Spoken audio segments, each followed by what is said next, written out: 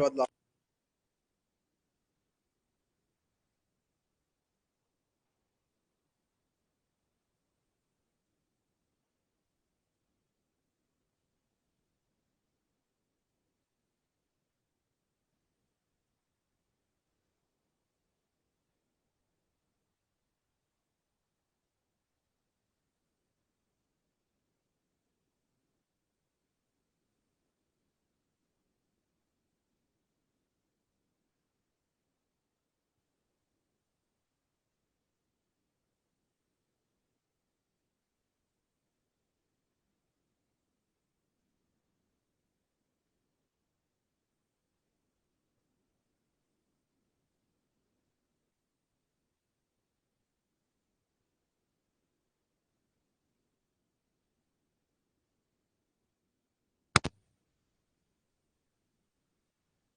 सोम paper बन गया।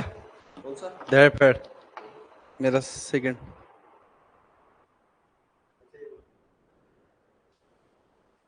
चलो देख लीजिए आज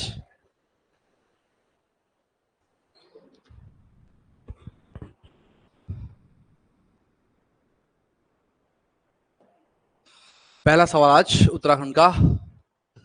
भारतीय सैन्य अकादमी देहरादून की पासिंग आउट परेड का अब तक 3 प्रधानमंत्री निरीक्षण कर चुके हैं, निम्न में से कौन से नहीं है? आईएमए की जो पासिंग आउट परेड है उसमें कौन कौन से प्रधानमंत्री निरीक्षण कर चुके हैं? तो इनमें से कौन सा ऐसा है जिन्होंने निरीक्षण नहीं किया? तो देखो, जवाहरलाल नेहरू भी आए, इंदिरा गांधी भी आई और मनमोहन सिंह भी आई। यानी आईएमए की पासिंग आउट परेड में सब आ रखे हैं, तीनों के तीनों प्रधानमंत्री। बस कौन नहीं आए? अभी तक Narendra Modi ji passing out parade में देहरादून नहीं आ पाए। ठीक है। और अब आपसे पूछेगा आईएमए की स्थापना 10 दिसंबर 1932। ठीक, एक तो ये पूछता है। दूसरा आईएमए का प्रवेश द्वार पूछता भाई, प्रवेश द्वार का नाम। आईएमए के प्रवेश द्वार का नाम है चैटवुड गेट। वुड गेट, यह है प्रवेश द्वार का नाम, चैटवुड गेट। ठीक है। और आईएमए का आदर्श वाक्य शौर्य एवं विवेक।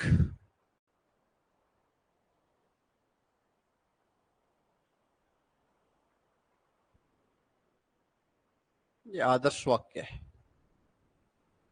ठीक है। तो ये था आपका क्वेश्चन नंबर 97। उत्तराखंड राज्य में स्थापित सैन्य छावनी तथा उनकी स्थापना वर्ष संबंध में कौन सा गलत है फिर कह रहा है। यानी जितने भी उत्तराखंड के अंदर कितने सैन्य छावनी है? 9 सैन्य छावनी है। उनमें से आपको कुछ सैन्य छावनी दे रखी है और जिनकी स्थापना वर्ष दे रखा है। तो पहला है रुड़की। रुड़की का बना 1853 में, नैनीताल 1841 में, लंडौर छावनी 1836 में और अल्मोड़ा छावनी बनी 1815 में। लंडौर का बनी 1836 और अल्मोड़ा बनी 1815। ठीक है। तो 1810 गलत है अल्मोड़ा वाला। और लैंसडाउन छावनी आता कई बार, लैंसडाउन छावनी बनती है 1887। कई बार पूछता है कि भाई लैंसडाउन छावनी कब बनी। ऐसे चक्राता पूछेगा तो 66 चक्राता छावनी 1866। तो इन छावनियों के सन आपको जरूर याद करना है। ठीक है। नेक्स्ट, अगला सवाल। निम्न में से किस सैन्य छावनी क्षेत्र को उत्तरांचल के गठन के बाद उत्तरांचल के सब एरिया के नाम से जाना जाता है? तो कौन सी सैन्य छावनी है जिसको उत्तरांचल के सब एरिया के नाम से जाना जाता है? तो सैन्य छावनी कौन सी? आपके पास ऑप्शन दे रखे हैं। तो इसमें से देहरादून सैन्य छावनी को कहते हैं भाई। किसको कहते हैं? देहरादून सैन्य छावनी को कहा जाता है। उत्तराखंड राज्य से प्रथम परमवीर चक्र विजेता का क्या नाम है? यानी उत्तराखंड का ऐसा व्यक्ति कौन है जिसको पहली बार क्या मिला था? परमवीर चक्र मिला था। तो है मेजर सोमनाथ शर्मा। ठीक, सोमनाथ शर्मा है जिनको परमवीर चक्र मिला। और ये कुमाऊं रेजिमेंट से संबंधित, कई बार पूछता कौन से रेजिमेंट से, तो कुमाऊं रेजिमेंट से संबंधित है।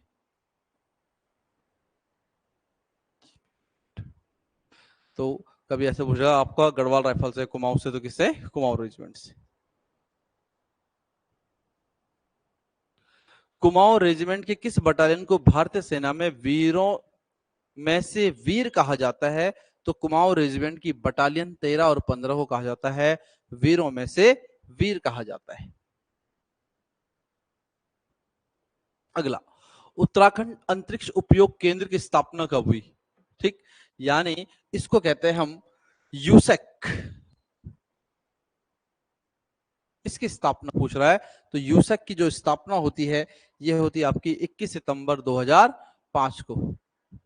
ठीक है, और इसका फुल फॉर्म होता है Uttarakhand space application control centre, Uttarakhand space application centre. ठीक है, रूटेक का विस्तृत रूप क्या है? रूटेक का जो विस्तृत रूप है, रूरल टेक्नोलॉजी एक्शन ग्रुप, जिसका काम होता है ग्रामीण क्षेत्र में टेक्नोलॉजी संबंधी या टेक्नोलॉजी को क्या करना, स्थापित करना या उसका विकास करना। ठीक है, ये आपका रूटेक। उत्तराखंड राज्य में तहसील से आई निवास जाति आदि प्रमाण पत्र के लिए जन आधार ई सेवा लागू की गई, जिसका पूरा नाम क्या है? पंडित दीनदयाल उपाध्याय जन आधार ई सेवा योजना है। मान के बढ़ते हुए क्रम के आधार पर मापन प्रणाली को व्यवस्थित कीजिए। भाई आपको क्या बताना है? मापन प्रणाली। देखो सबसे छोटा है कौन है, फिर उससे बड़ा कौन है, फिर उससे बड़ा कौन है। तो अब आपको देखो सेरा कुड़ी, सेरा का मतलब आधा किलो, कुड़ी का मतलब 1 किलो, दूण मतलब कितना किलो? 16 किलो, और पाथा होता 2 किलो। तो ये तो क्रम से है नहीं, तो ये वाला सही है। कौन सा वाला? सेरा, कुड़ी, पाथा और दूण। सेरा का मतलब अभी बताया आपको, आधा 500 ग्राम यानी आधा किलो, 1 किलो, 2 किलो और 16 किलो। ठीक है, तो इसमें आपका ऑप्शन नंबर बी। ठीक है, अल्मोड़ा जिले में जैन तीर्थंकर से संबंधित, तीर्थंकरों से संबंधित मंदिर समूह कौन सा है? यह है मनियान मंदिर समूह। कौन सा मंदिर समूह है? मनियान मंदिर समूह।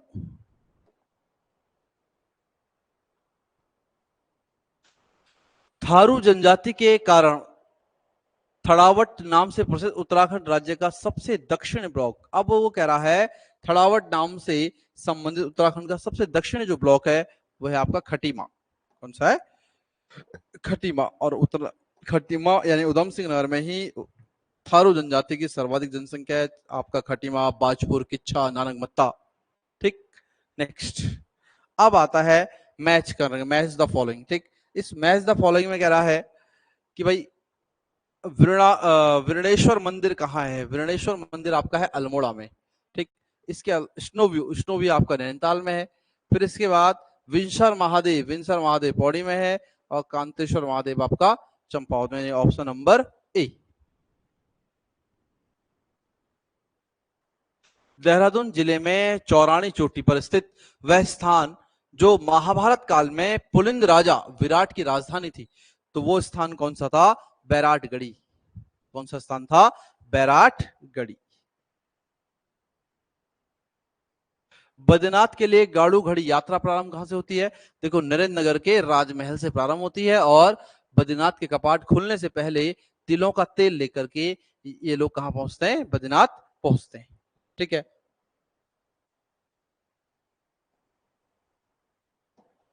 बद्रीनाथ धाम में पंचधाराओं में स्नान एवं आचमन का महत्व है। इनमें 2 धारा, कुर्म धारा, प्रहलाद धारा है। निम्न में से कौन सी एक धारा नहीं है? देखो इंदु धारा है, उर्वशी धारा है, भृगु धारा, लेकिन गरुड़ धारा नहीं है। ठीक है, तो गरुड़ क्या है यहाँ पर? धारा में नहीं गिनती होती इसकी। चीनी यात्री वेनसांग ने हरिद्वार की यात्रा किस वर्ष की? तो हरिद्वार की यात्रा 634 ईस्वी में आया, और इसी समय इसने यहाँ पर कुंभ मेले को देखा, और कुंभ मेले को इसने मोक्ष प्राप्ति का द्वार कहा।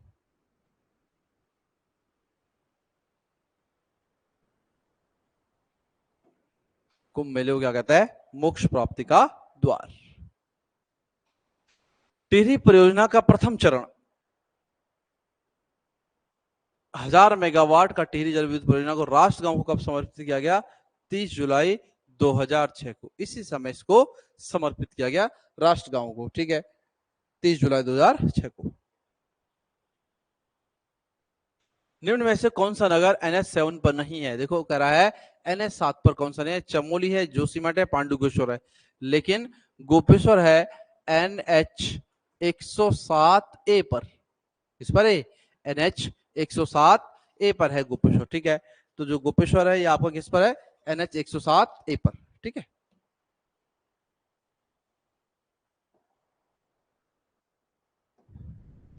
किस जनजाति में वधु मूल को या वधु मूल्य को माल गति कहा जाता है? ऐसी कौन सी जनजाति है जिसमें वधु मूल्य को क्या कहा जाता है?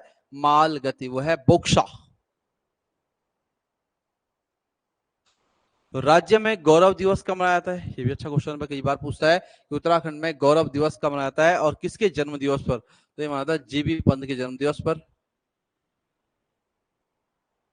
जीबी पंत के जन्म दिवस पर। और कब मनाया जाता है? 10 सितंबर को। ऐसे आपने देखा होगा कि लोक संस्कृत दिवस पूछता है। लोक संस्कृति दिवस इंद्रमणि बडोनी के जन्मदिन पर। इंद्रमणि बडोनी के जन्मदिन पर मनाया जाता है और यह मनाया जाता है कब? 24 दिसंबर को।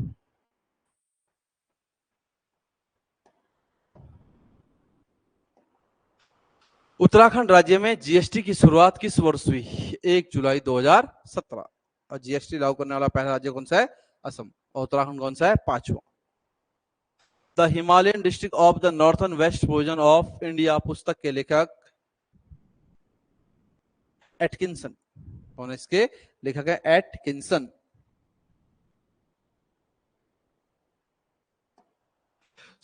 मैच करना है। विवेकानंद पर्वतीय कृषि अनुसंधानशाला कहाँ है? अल्मोड़ा। पहले का है तीसरा। ठीक, फिर उसके बाद high altitude plant physiology centre कहाँ है? फिर इसका है आपका दूसरे का पहला। फिर लोक संस्कृति संग्रहालय, लोक संस्कृति संग्रहालय खुटानी। और खुटानी पड़ता आपका भीमताल, लेकिन डिस्ट्रिक्ट आएगा नैनीताल। और भारतीय पेट्रोलियम संस्थान देहरादून। ठीक, तो ये है आपका ऑप्शन नंबर बी। टीचरी माई के नाम से प्रसिद्ध जो मात्र 17 वर्ष की आयु में ही विधवा हो गई थी और संन्यास धारण कर अपना नाम क्या रखा था इन्होंने? इच्छागिरी देवी रखा था। इनके वास्तविक नाम था दीपा देवी। क्या नाम था? दीपा देवी। और बचपन में इनको कहते थे ठगुली देवी। बचपन का नाम था इनका ठगुली देवी। ठीक, और टिचरी माई पुस्तक के लेखक है कुलदीप सिंह, या कुलदीप सिंह ने लिखी टिचरी माई। टिंचरी माई पुस्तक के लेखक कुलदीप सिंह, इन्होंने ये पुस्तक लिखी। आयरन पंथ के संदर्भ में कौन सा कथन गलत है? इनका जन्म 1905 अल्मोड़ा में हुआ था। ये बाद में ईसाई धर्म इन्होंने अपनाया था। इनका विवाह लियाकत अली खान से हुआ था और अल्मोड़ा की बेटी और पाकिस्तान की बहू कहते हैं। बिल्कुल ठीक है। ये कुछ समय के लिए पाकिस्तान के गृह मंत्री, ये गलत है। ठीक, गृह मंत्री नहीं रही है पाकिस्तान के। ठीक है,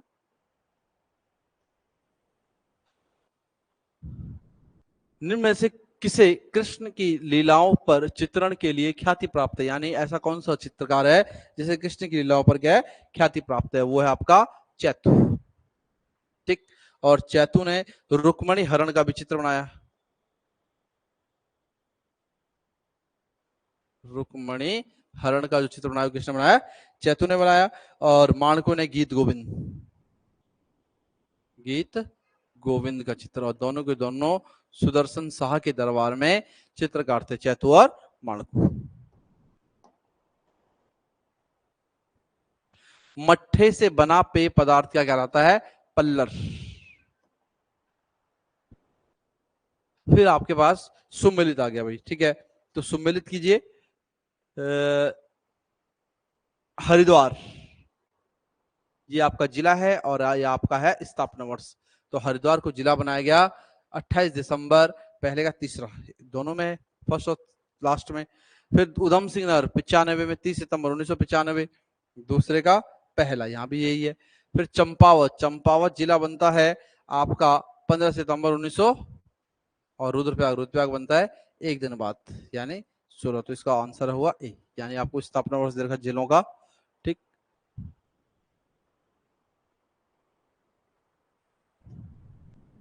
कौन सा युग्म गलत है, आपको बताना है कि इनमें से कौन सा क्या है गलत है। हर्षवंती बिष्ट को पद्म भूषण पुरस्कार मिला, गलत है। इनको अर्जुन पुरस्कार मिला भाई, इनको पद्म भूषण आज तक नहीं मिला, इनको क्या मिला, अर्जुन पुरस्कार मिला था, क्योंकि नंदा देवी पर्वत पर क्या कहा था, उन्होंने सफल आरोहण किया था। बाकी सुखदेव पांडे को पद्मश्री मिला, परिवारधन ने को अर्जुन पुरस्कार, और दीप जोशी को भी रेमंड मैग्सेसे पुरस्कार मिला था 2009 में पर्यावरण के क्षेत्र में, जो चंडी प्रसाद भट्ट और इनको मिल रखा है। ठीक है, फिर आपके पास सूची 1 को सूची 2 से क्या करने को कह रहा है, सम्मिलित करने को कह रहा है। ठीक है, तो कुमाऊं परिषद का गठन कब हुआ था, 1916 में। ठीक है, पर्वतीय राज्य परिषद का गठन हुआ था 1967 में। उत्तराखंड यूथ काउंसिल का गठन होता है 1988 में, और उत्तराखंड उत्थान परिषद उत्तराखंड उत्थान परिषद का होगा 1900, जिसमें पहले का दूसरा, तीसरा का तीसरा, इसका ये होगा भाई 76 में। उत्तराखंड यूथ, तो पहले इसका आंसर हो गया होगा आपका ए। ठीक है, यानी इस वाले का ये होगा और इस वाले का ये, फर्स्ट और सेकंड आपस में चेंज होंगे।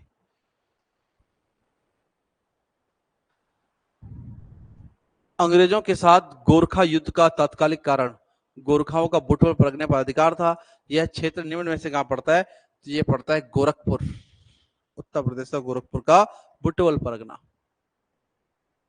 फिर आपको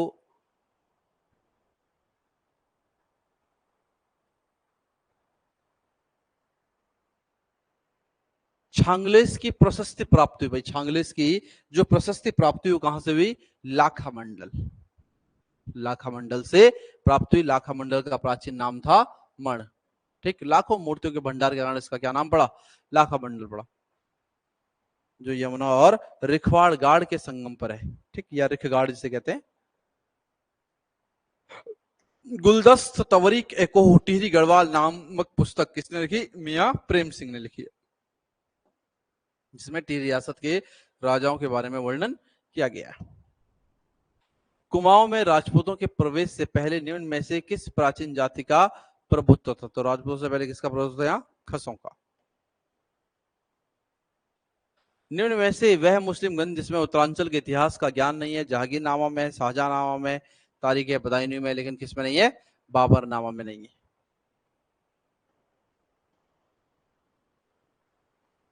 नेक्स्ट, फिर आपसे कह रहा है कि अधिकारी और उनका विभाग। ठीक, कौन कौन सा अधिकारी था और कौन किसका क्या था विभाग था, ये आपको बताना है भाई। ठीक है, तो पहला है आपके पास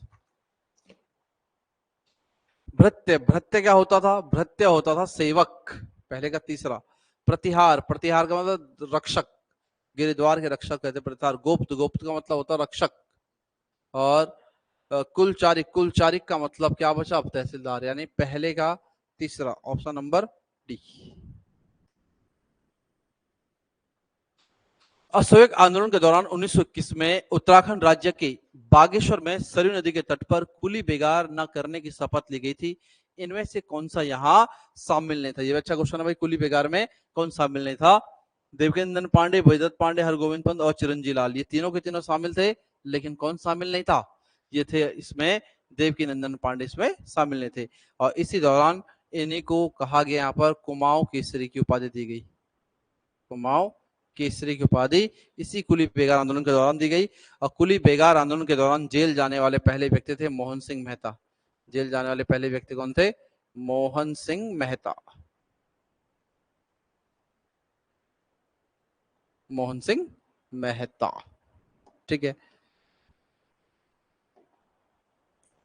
24 ठकुराई का संबंध निम्न में से किससे, गढ़वाल से, अल्मोड़ा से, तिब्बत से, नेपाल, इसका है नेपाल क्षेत्र से। 24 ठकुराई का संबंध किस क्षेत्र से है, नेपाल क्षेत्र से। स्थानीय भूमि बंटवारे के संदर्भ में उत्तराखंड राज्य में पचार सिमार भूमि निम्न में से कौन सी है? पचार सिमार का मतलब क्या होता है?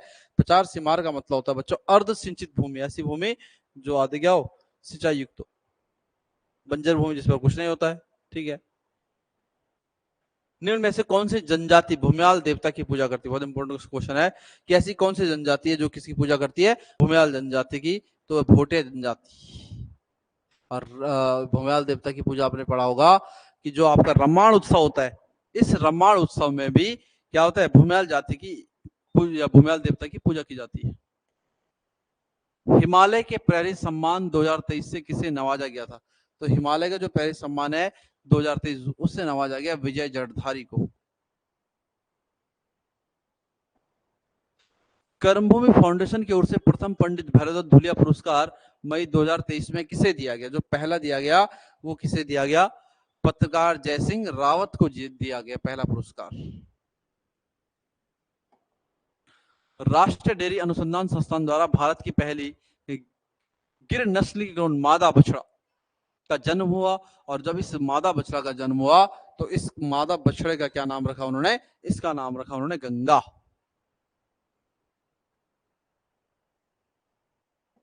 दुनिया की सबसे छोटी तितली ग्रासजल उत्तराखंड की जन्नत में पाई जाती है? तो ग्रासजल पिथौरागढ़ में पाई जाती है आपके।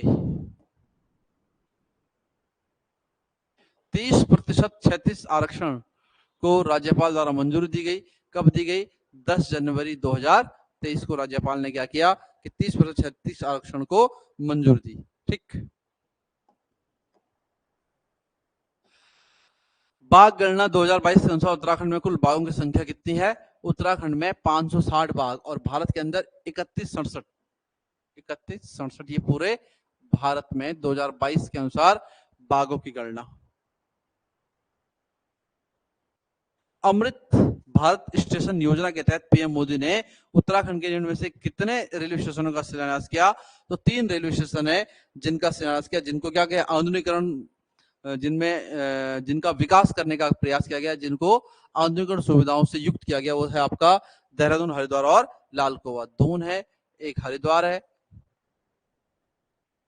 हरिद्वार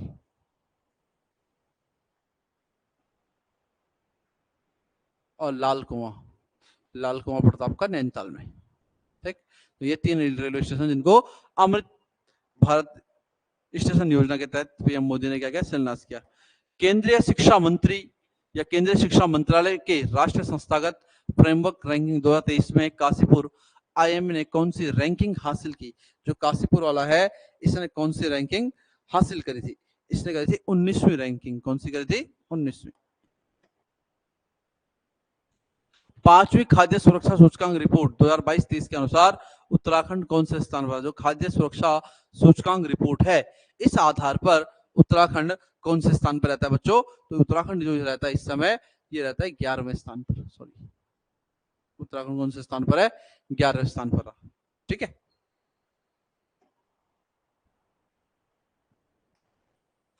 उत्तराखंड सरकार द्वारा मिशन लोमड़ी या रेड फॉक्स अभियान किस जानवर के आतंक से निजात पाने के लिए चलाया? तो सुअरों के आतंक से निजात पाने के लिए चलाया था लाल लोमड़ी या रेड फॉक्स अभियान।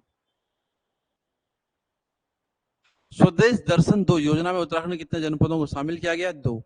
स्वदेश दर्शन का मतलब है जो सीमांत जनपद है वहां को पर्यटन का, वहां उस क्षेत्र में क्या करना? पर्यटन का विकास करना। इसमें से आपका पिथौरागढ़ और बागेश्वर को जोड़ा गया।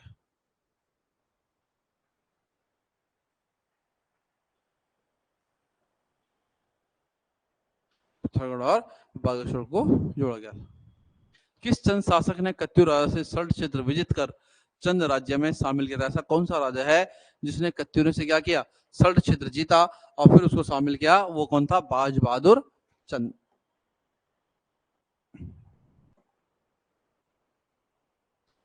उत्तराखंड क्रांति दल ने एक दस्तावेज जारी कर गैरसैंण को प्रस्तावित राज्य की राजधानी कब घोषित करी? जुलाई 1992, और इस समय इसका नाम रखा था चंद्रनगर है।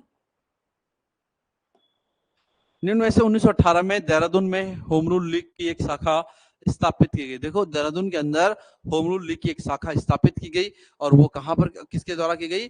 बुद्धि बल्लभ पंत के द्वारा की गई थी। और आज का लास्ट सवाल है आपका, लंडौर रियासत के राजा जिन्होंने कभी भी अंग्रेजों की अधीनता स्वीकार नहीं करी, उस राजा का क्या नाम है? राजा विजय सिंह। ठीक, अब इसके बाद आपका उत्तराखंड तो आज कंप्लीट हो गया। अब इसके बाद जीएस का होगा। चलो भाई, अब आपका जीएस वाला पार्ट है। आज अभिषेक सर है नहीं, थोड़ा वो आजकल बिजी है, हमने बताया था, दिक्कत हो रखी है उनके घर पे, तो आज वाला पार्ट भी हम लेंगे आपका ना, जीएस वाला। ठीक है, तो उत्तराखंड आप लोगों का हो चुका है, जीएस का करते हैं। क्वेश्चन नंबर 1 है कि निम्नलिखित में से किन ब्रिटिश अधिकारियों ने लखनऊ में अपना जीवन खोया? आप समझो इस बात को, ये क्वेश्चन में क्या पूछना चाह रहा है, लखनऊ में अपना जीवन खोया से मतलब है कि भाई क्या है, ये बात कर रहा है किसकी? 1857 की क्रांति की, है ना। 1857 की क्रांति जो आपको पता होगा कि कब शुरू हुई थी? 10 मई 1857 में शुरू हुई थी, एक सैनिक विद्रोह के रूप में। ठीक है, जैसे ही सैनिक विद्रोह आपका शुरू हुआ, 1857 की क्रांति का क्या हो गया? आगाज हो गया था, है ना। और अलग अलग जगह से अलग अलग लोगों ने इसको क्या किया था, इसका नेतृत्व किया था। इसमें फिर क्या हुआ था कि ये ब्रिटिश सैनिक थे, ये ब्रिटिश अधिकारी थे, जिन्होंने कहां कहां से, मतलब हर एक जगह से जहां से भी विद्रोह की चिंगारी उठी थी, वहां से क्या किया इन्होंने? विद्रोह को दबाने का काम किया, जिसमें क्या किया? ब्रिटिश सैनिकों की भी जान गई थी, ब्रिटिश अधिकारियों की भी जान गई थी। उसी से रिगार्डिंग ये क्वेश्चन है। तो पूछ रहा है कि किन ब्रिटिश अधिकारियों ने लखनऊ में अपना जीवन खोया? तो आपको ध्यान रहेगा कि लखनऊ में जनरल नील ने, सर हेनरी लॉरेंस ने और मेजर जनरल हैवलॉक ने खोया था अपना जीवन, है ना। ये दोनों, ये तीनों ही क्या कर रहे थे? लखनऊ की क्रांति को दबाने के लिए, वहां पर विद्रोह को शांत करने के लिए पहुंचे थे, जिस जद्दोजहद में इन्होंने तीनों ने अपना क्या किया? जीवन खो दिया था। ठीक, अब एक बात और है कि लखनऊ से कर रहे थे, तो लखनऊ में विद्रोह का नेता कौन था? तो लखनऊ में आप ये ध्यान रखेंगे, लखनऊ से विद्रोह का नेता कौन था? बेगम हजरत महल, है ना, ये भी ध्यान रखेंगे, बेगम हजरत महल। अब इसमें जो ऑप्शन 1 है, जनरल जॉन निकलसन, ये कहां से थे? ये थे दिल्ली से। ठीक है, इन्होंने, ये भी मरे हैं इस दौरान, इनकी भी मृत्यु हुई है, और ये कहां थे? दिल्ली से विद्रोह को क्या कर रहे थे? शांत करने या दबाने के लिए थे। तो दिल्ली से कौन थे? निकलसन। तो कभी क्वेश्चन दूसरी तरह से पूछ सकता है। एक चीज और आप ध्यान रखेंगे कि पूरी जो 1857 की क्रांति थी, उसमें विद्रोह का, जो विद्रोही थे या जो हमारे, हम भारतीय जो विद्रोह कर रहे थे ब्रिटिश के खिलाफ, उसका नेतृत्व कौन कर रहा था? तो उसका नेतृत्व तो आप लोग ध्यान रखेंगे कौन कर रहा था? अंतिम मुगल शासक कौन थे? बहादुर शाह जफर। लेकिन बहादुर शाह जफर कैसे थे? एक औपचारिक मात्र, है ना, नाम मात्र कैसे विद्रोह के नेता थे, जबकि वास्तविक कौन था? जनरल बख्त खां, है ना। एक नाम ध्यान रखेंगे, जनरल बख्त खां, जनरल बख्त खां, इस नाम को ध्यान रखेंगे भाई। ये कौन था? वास्तविक विद्रोह का, विद्रोहियों के वास्तविक क्या थे? नेता थे, जिन्होंने क्या किया था? एक, मतलब ये जनरल थे, सेना से थे, तो यही बाद में कहा, पहले से बरेली से सैन्य टुकड़ी का नेतृत्व कर रहे थे, और उसके बाद कहां गए? दिल्ली में गए थे। ठीक है, तो वास्तविक ये थे, और औपचारिक मात्र कौन थे? बहादुर शाह जफर। ठीक, ये सारी चीजें इसमें याद रखने वाली है। ठीक है भाई, और एक और चीज अगर पूछेगा कि बरेली से कौन भारतीय कर रहे थे, तो खान बहादुर कर रहे थे बरेली से नेतृत्व। ठीक है, तो ये सारी चीजें आप लोग ध्यान रखेंगे भाई। ठीक, चलो नेक्स्ट आ जाओ। क्वेश्चन नंबर 2 है, भारत में प्रथम 3 विश्वविद्यालय कलकत्ता, मद्रास, मुंबई की स्थापना किस वर्ष की थी? तो आपको ध्यान होगा कि भारत में जो तीनों विश्वविद्यालयों की स्थापना हुई है, किस पर आधारित है? भारतीय शिक्षा का मैग्ना कार्टा, भारतीय शिक्षा का चार्ल्स वुड का डिस्पैच, 1854 में क्या आया? चार्ल्स वुड का डिस्पैच, इस पर आधारित था। ठीक है, और किस विश्वविद्यालय की तर्ज पे बने ये तीनों विश्वविद्यालय? ये बने लंदन विश्वविद्यालय की तर्ज पर। किस पे? लंदन विश्वविद्यालय की तर्ज पे बने, और बने कब ये बने 1857 में, 1857 इसका आंसर हो जाएगा, ऑप्शन ए। ठीक है, चलो नेक्स्ट आ जाओ। ये एक कोट है, इसको सुमेलित करना भाई। देखो, समाचार पत्र दिया गया है और उसके आगे दिया गया, तो पहला है बॉम्बे क्रॉनिकल। बॉम्बे क्रॉनिकल आया 1910 में। ठीक है, अंग्रेजी का था, इंग्लिश लैंग्वेज का था बॉम्बे क्रॉनिकल। किसने निकाला बॉम्बे क्रॉनिकल? फिरोज शाह मेहता, थर्ड। ठीक, उसके बाद आया कॉमनवील। कॉमनवील कब आया? उसके बाद आया कॉमनवील 1914 में। 1914 में ये साप्ताहिक पेपर था कॉमनवील, और किसने निकाला? एनी बेसेंट ने। उसके बाद आया लीडर। लीडर कब आया? 1909 में।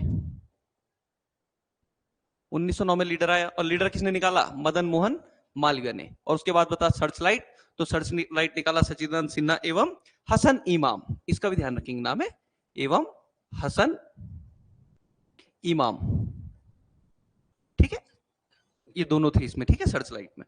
तो ध्यान रखेंगे भाई। एक चीज और ध्यान रखना, ये जो लीडर है, ये जो लीडर अखबार है, किसने निकाला? मदन मोहन मालवीय ने। इसका एक भारतीय संस्करण भी हुआ है ना, एक हिंदी संस्करण था जिसका नाम क्या था? भारत, इसका हिंदी संस्करण, ये भी ध्यान रखेंगे, कई बार पूछ सकता है वो, हिंदी संस्करण का नाम क्या था? भारत। क्वेश्चन सीधा बन सकता है भाई कि लीडर का जो हिंदी संस्करण था उसका नाम क्या था? तो उसका नाम था भारत, और ये प्रकाशित कब हुआ? 1921 में, ठीक। इतना सब ये ध्यान रखने वाली बातें हैं आपका इस वाले क्वेश्चन में, ठीक है, हो जाएगा। चलो अब आ जाओ नेक्स्ट में। भारतीय ब्रह्म समाज के संस्थापक, कई बच्चे इसमें फंसे होंगे, है ना, इसमें बच्चे कई फंसे होंगे, इस क्वेश्चन को जरा ढंग से समझेंगे। ये पूछा हुआ भी क्वेश्चन है भाई, कई बार पहले पूछा हुआ है, उस समय भी लोगों ने बहुत गलत किया इसको। ये पूछा है भारतीय ब्रह्म समाज के, अगर ये केवल पूछता ब्रह्म समाज के तब तो इसका आंसर कुछ और हो जाता, लेकिन इसने पूछा है भारतीय ब्रह्म समाज के संस्थापक, तो इसका आंसर क्या हो जाएगा? केशव चंद्र सेन। क्या हो जाएगा इसका आंसर? केशव चंद्र सेन। और कब की इन्होंने? 1866 में, ठीक है। अब समझेंगे कैसे हुआ। देखो भाई, पहले आप देखो कि अगर क्वेश्चन आपसे पूछेगा कि ब्रह्म समाज की स्थापना किसने की, तो उसका आंसर क्या हो जाएगा? राजा राममोहन राय।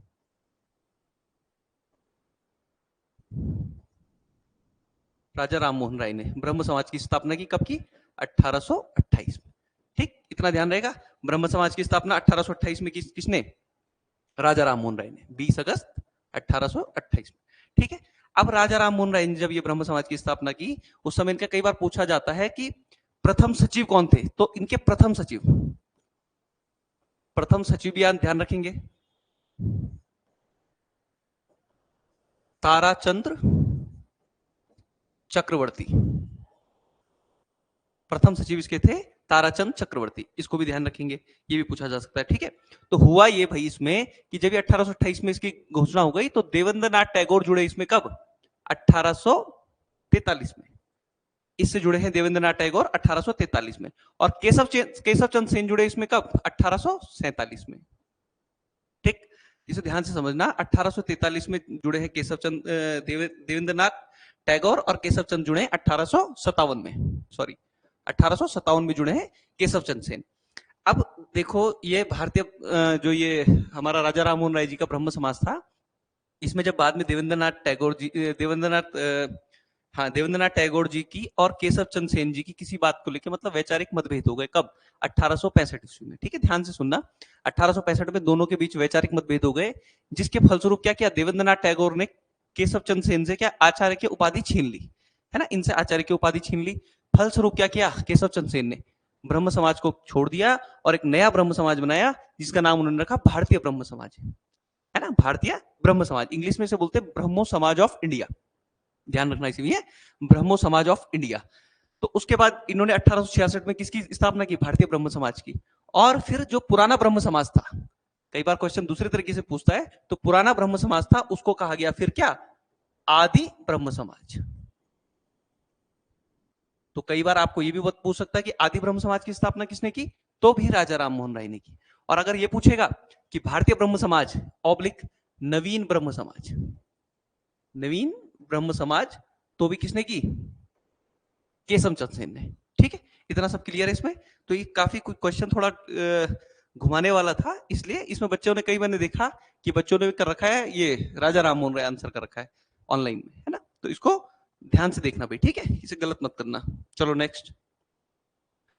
अच्छा शासन स्वशासन का स्थापन नहीं है। अच्छा शासन ये किसने बोला? हमारे स्वामी दयानंद जी ने, ऑप्शन डी, स्वामी दयानंद जी। अच्छा, स्वामी दयानंद जी का नाम जब आया है तो इससे एक दो चीजें आप देख लो। स्वामी दयानंद जी का मूल नाम क्या था भाई? क्या बचपन का नाम क्या था? तो इनका बचपन का नाम था मूल शंकर।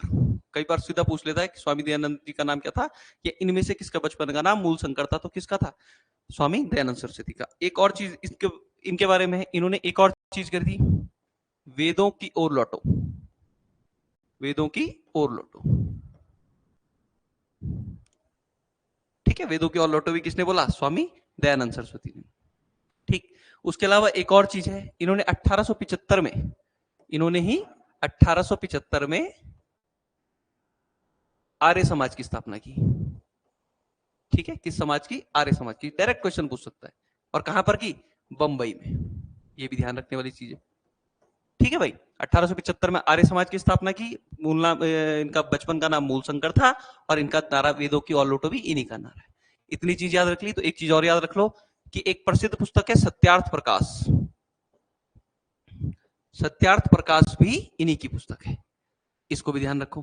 ठीक, इतना सब याद रख लिया तो एक चीज और याद रख लो कि भारत के मार्टिन लूथर, भारत के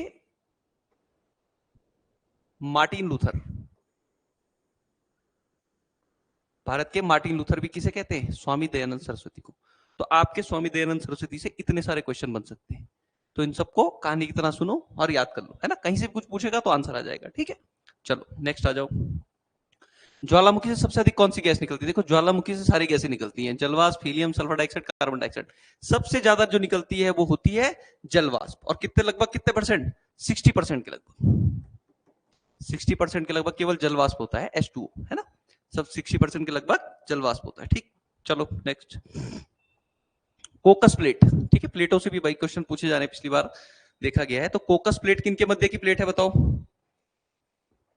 यह है मध्य अमेरिका, है ना? मिडिल अमेरिका तथा प्रशांत के बीच कौन सी प्लेट है? कोकस प्लेट। ठीक है, इसके बाद बताओ दक्षिण अमेरिका तथा प्रशांत इसके बीच कौन सी है? Nazca plate.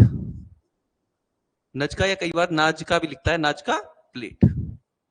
ठीक है, लाल सागर और फारस की खाड़ी के बीच कौन सी प्लेट है? अरेबियन प्लेट, बीयन प्लेट। ठीक है, और एशियाई प्लेट तथा प्रशांत प्लेट के बीच कौन सी है? Philippine, Philippine plate. ये सब इन दोनों की प्लेटों के बीच की। ठीक है, आप एक और चीज देखना, जो ये दक्षिण अमेरिका और प्रशांत के बीच ये नजका प्लेट है ना, तो जब ये नजका प्लेट धसती है किसके बीच? दक्षिण अमेरिका के प्लेट के अंदर धसती है, तो वहां पर एक फोल्ड माउंटेन का निर्माण हुआ है, जिसका नाम क्या है बताओ? जिसका नाम है विश्व की सबसे लंबी range Andes. Andes plate, Andes जो बनी है वो दक्षिण अमेरिका में नजका प्लेट के धसाव के कारण फोल्डेड माउंटेन का निर्माण हुआ है ना? जैसे हमारे यहाँ हिमालय भी फोल्डेड माउंटेन है ना, ऐसी एंडीज है। ठीक है भाई, इतना ध्यान रहेगा। चलो नेक्स्ट, डार्लिंग श्रृंखला। डार्लिंग श्रृंखला, पहले तो एक क्वेश्चन ये बन गया कि डार्लिंग श्रृंखलाएं कहाँ है? तो कहाँ है? ऑस्ट्रेलिया में। फिर पूछा क्या इसने कि तटों में से किस पर अवस्थित है? तो यह है दक्षिण पश्चिम तट पे, है ना? साउथ वेस्ट पे है। ठीक है, इंग्लिश में जो है वो देख लेना, आप गलत मत कर देना, साउथ वेस्ट पे। ठीक, और अगर कभी ये पूछ सकता है डार्लिंग श्रृंखला किसके लिए वो है, तो यहाँ क्या है? बॉक्साइड होता है बहुत मात्रा में। कई बार ऐसे ही पूछ सकता है, खनिज से रिलेटेड पूछ लेगा तो ये पूछ लेगा कि क्या होता है सबसे ज्यादा, तो बॉक्साइड सबसे ज्यादा होता है इस वाली इसमें। ठीक है, अब ऑस्ट्रेलिया की बात आई है तो एक चीज और बताओ कि ऑस्ट्रेलिया में सबसे लंबी नदी कौन सी है? मुरे नदी पहले नंबर पे है। ठीक है, पहले नंबर पे कौन सी है? मुरे नदी। दूसरे नंबर पे कौन सी है? मार्चिसन नदी। कई बार सीधा नदियां भी पूछ ले रहा है वो, तो ध्यान रखो। ठीक है, मार्चिसन नदी, मतलब टॉप 3 तो पता होनी चाहिए आपको। और तीसरी नदी है डार्लिंग नदी। तो ये जो डार्लिंग है भाई, ये नदी भी है ना, केवल श्रृंखला ही नहीं है। तो मुरे, मार्चिसन और डार्लिंग, ये क्या है? फर्स्ट 3 नदियां हैं कहां की? ऑस्ट्रेलिया की। ठीक है, चलो अब बताओ विश्व की सर्वाधिक लंबी पर्वत श्रृंखला, अभी पता है हमने कौन सी है? एंडीज। ठीक है, और एंडीज कहां पाई जाती है? दक्षिण अमेरिका में। और मैंने क्या बताया आपको कि दक्षिण अमेरिका प्लेट के नीचे किसकी? नजका प्लेट जब क्या कर रही है? धस रही है, तो उसी से इस एंडीज का क्या हुआ है? फोल्डेड माउंटेन, है ना, वलित पर्वत का निर्माण हुआ है। ठीक, ध्यान रहेगा। चलो, रॉकीज का है आपकी उत्तरी अमेरिका में, है ना? रॉकीज का है उत्तरी अमेरिका में। आल्पस का है यूरोप में, और हिमालय का है एशिया में। ठीक है, तो पता ही होगा आपको। कौन सा देश कैस्पियन सागर से सीमा नहीं बनाता? तो देखो भाई, सीधे सीधा है कि कैस्पियन सागर से 3-5 देश सीमा बनाते हैं, जिसमें से कौन सा है? अजरबैजान है, ईरान है, कजाकिस्तान है, और इसके अलावा कौन सा है चौथा? रसिया। और पांचवा कौन सा है? तुर्कमेनिस्तान। ठीक है, तो अजरबैजान, ईरान, आपका कजाकिस्तान और तुर्कमेनिस्तान। तो आंसर क्या हो जाएगा? इराक। तो क्या इराक लैंडलॉक कंट्री है? अगर मैं पूछूं ये कैस्पियन सागर से सीमा नहीं बनाता, तो क्या इराक लैंडलॉक है? तो जवाब होगा कि इराक लैंडलॉक नहीं है भाई। क्यों? ठीक है, इराक कहां से मिलता है? समुद्र से, फारस की खाड़ी से। फारस की खाड़ी से लगता है समुद्र में, ठीक है, तो ये भी ध्यान रखना है। ठीक, चलो नेक्स्ट आ जाओ। निम्न में से किस राज्य में औसत प्रति व्यक्ति आय सर्वाधिक नहीं है? ठीक है, अच्छा ये क्वेश्चन देखो, आप लोगों ने इस क्वेश्चन का आंसर, हमने दिल्ली दे रखा था पहले। इसमें एक चीज इसमें समझना कि दिल्ली क्यों दिया था। अभी तक जो डाटा आया 2023 वाला, उसमें दिल्ली का डाटा तो आ गया, लेकिन गोवा का डाटा नहीं आया अभी। तो इस वजह से जो क्वेश्चन जहां से उठाया होगा उसने अभी दिल्ली आंसर दे रखा है, लेकिन चूंकि गोवा है ऑप्शन में और गोवा का डाटा नहीं आया, तो अभी हम उस वाले डाटा को सही नहीं मानेंगे, और जो कंप्लीट डाटा आया 21-22 वाला उसको मानेंगे। उस हिसाब से कौन सा है? गोवा पहले नंबर पे। ठीक, क्लियर हो गया। अभी जो अगर आप पे क्वेश्चन आता है हाल फिलहाल में, तो गोवा का डाटा आया नहीं है, तो वो अभी करंट वाला नहीं पूछेगा, तो आंसर भी आप लोग इसे मानेंगे गोवा। हमने भी चेंज कर दिया उसमें, ठीक है, आप लोग चेक कर लेना। आंसर हो जाएगा ऑप्शन ए। अगले दिन वापसी की शर्त पर दिए जाने वाले ऋण को क्या कहते हैं भाई, बताओ? इसे कहते हैं कॉल मनी। ठीक, अगले दिन, इसमें दो चीजें समझना भाई, देखो, ठीक है, कोई भी ऋण जब क्या दिया जाएगा, एक दिन की अवधि के लिए, अगले दिन मतलब केवल एक दिन की अवधि के लिए, या इसे कहते हैं कि केवल एक रात के लिए जो ऋण दिया जाता है उसे कहते हैं कॉल मनी। ठीक है, इसके बाद जो 2 दिन से लेके, समझना इसको ध्यान से, जो 2 दिन से 14 दिन तक के लिए, जो 2 दिन से 14 दिन के बीच की अवधि के लिए जो ऋण दिया जाता है, इसे कहते हैं नोटिस मनी। इसे कहते हैं नोटिस मनी, ये भी ध्यान रखना। ठीक, तो आंसर है कॉल मनी। अब बताओ टर्म मनी क्या है? टर्म मनी एक ऐसा लोन होता है जो एक विधिवत तरीके से दिया जाने वाला लोन है, जो कि एक नियमित किस्तों पे दिया जाता है ना, दोनों पक्षों की सहमति से किस्त बांध दी जाती है। जैसे आजकल आप देख रहे हो जो बैंक देते हैं वो भी क्या है? टर्म मनी लोन है। कहते हैं ना टर्म लोन। कौन सा लोन ले रहे हो? टर्म लोन ले रहे हैं। तो टर्म लोन क्या है कि बैंक और आप बैठे, बैंक और आप दोनों की भी साझेदारी भी कि हाँ भाई ठीक है, हम सहमति प्रकट किया आपने कि ठीक है, इतने शर्तों पे मैं इतने ब्याज पे इतने महीने में या इतने साल में किस्त दे दूंगा, तो that's called term money loan. ठीक, उसके बाद सॉफ्ट मनी लोन। देखो सॉफ्ट मनी लोन वो लोन है भाई जिसमें क्या होता है, आसान शर्तों पे, है ना, ये बहुत कम देखने को मिलेगा आपको, लेकिन ये आसान शर्तों पर दिए जाने वाला लोन है। ठीक है, आसान शर्तों पर दिए जाने वाला सॉफ्ट मनी वाला होता है, आसान शर्तों पे दिए जाने वाला। उसके बाद है hard money. Hard money loan वो लोन होते हैं जो रियल एस्टेट में दिए जाते हैं ना। आप समझो कि जिस लोन में आपको कुछ गिरवी रखना पड़े, है ना, जैसे कोई आप जमीन ले रहे हैं, जमीन गिरवी रखनी पड़ जाए, मकान के लिए लोन लिया तो मकान गिरवी रखना पड़ रहा है, तो वो आएगा हार्ड मनी लोन में। ठीक है, रियल एस्टेट से संबंधित जितने भी लोन होते हैं वो सब आते हैं किसमें? हार्ड मनी में। ठीक, आ जाएगा, कोई दिक्कत तो नहीं। चलो, निम्नलिखित में कौन सा क्षेत्रीय ग्रामीण बैंक आरआरबी का कार्य नहीं है? निम्नलिखित में से क्षेत्रीय ग्रामीण बैंक आरआरबी कार्य नहीं है। इसमें लघु एवं सीमांत कृषकों को साख ऋण प्रदान करना, बिल्कुल है। ग्रामीण क्षेत्रों में सामान्य लोगों को साख प्रदान करना, ये भी है। लाभार्थियों को सरकारी योजनाओं का लाभ प्रदान करना, ये भी।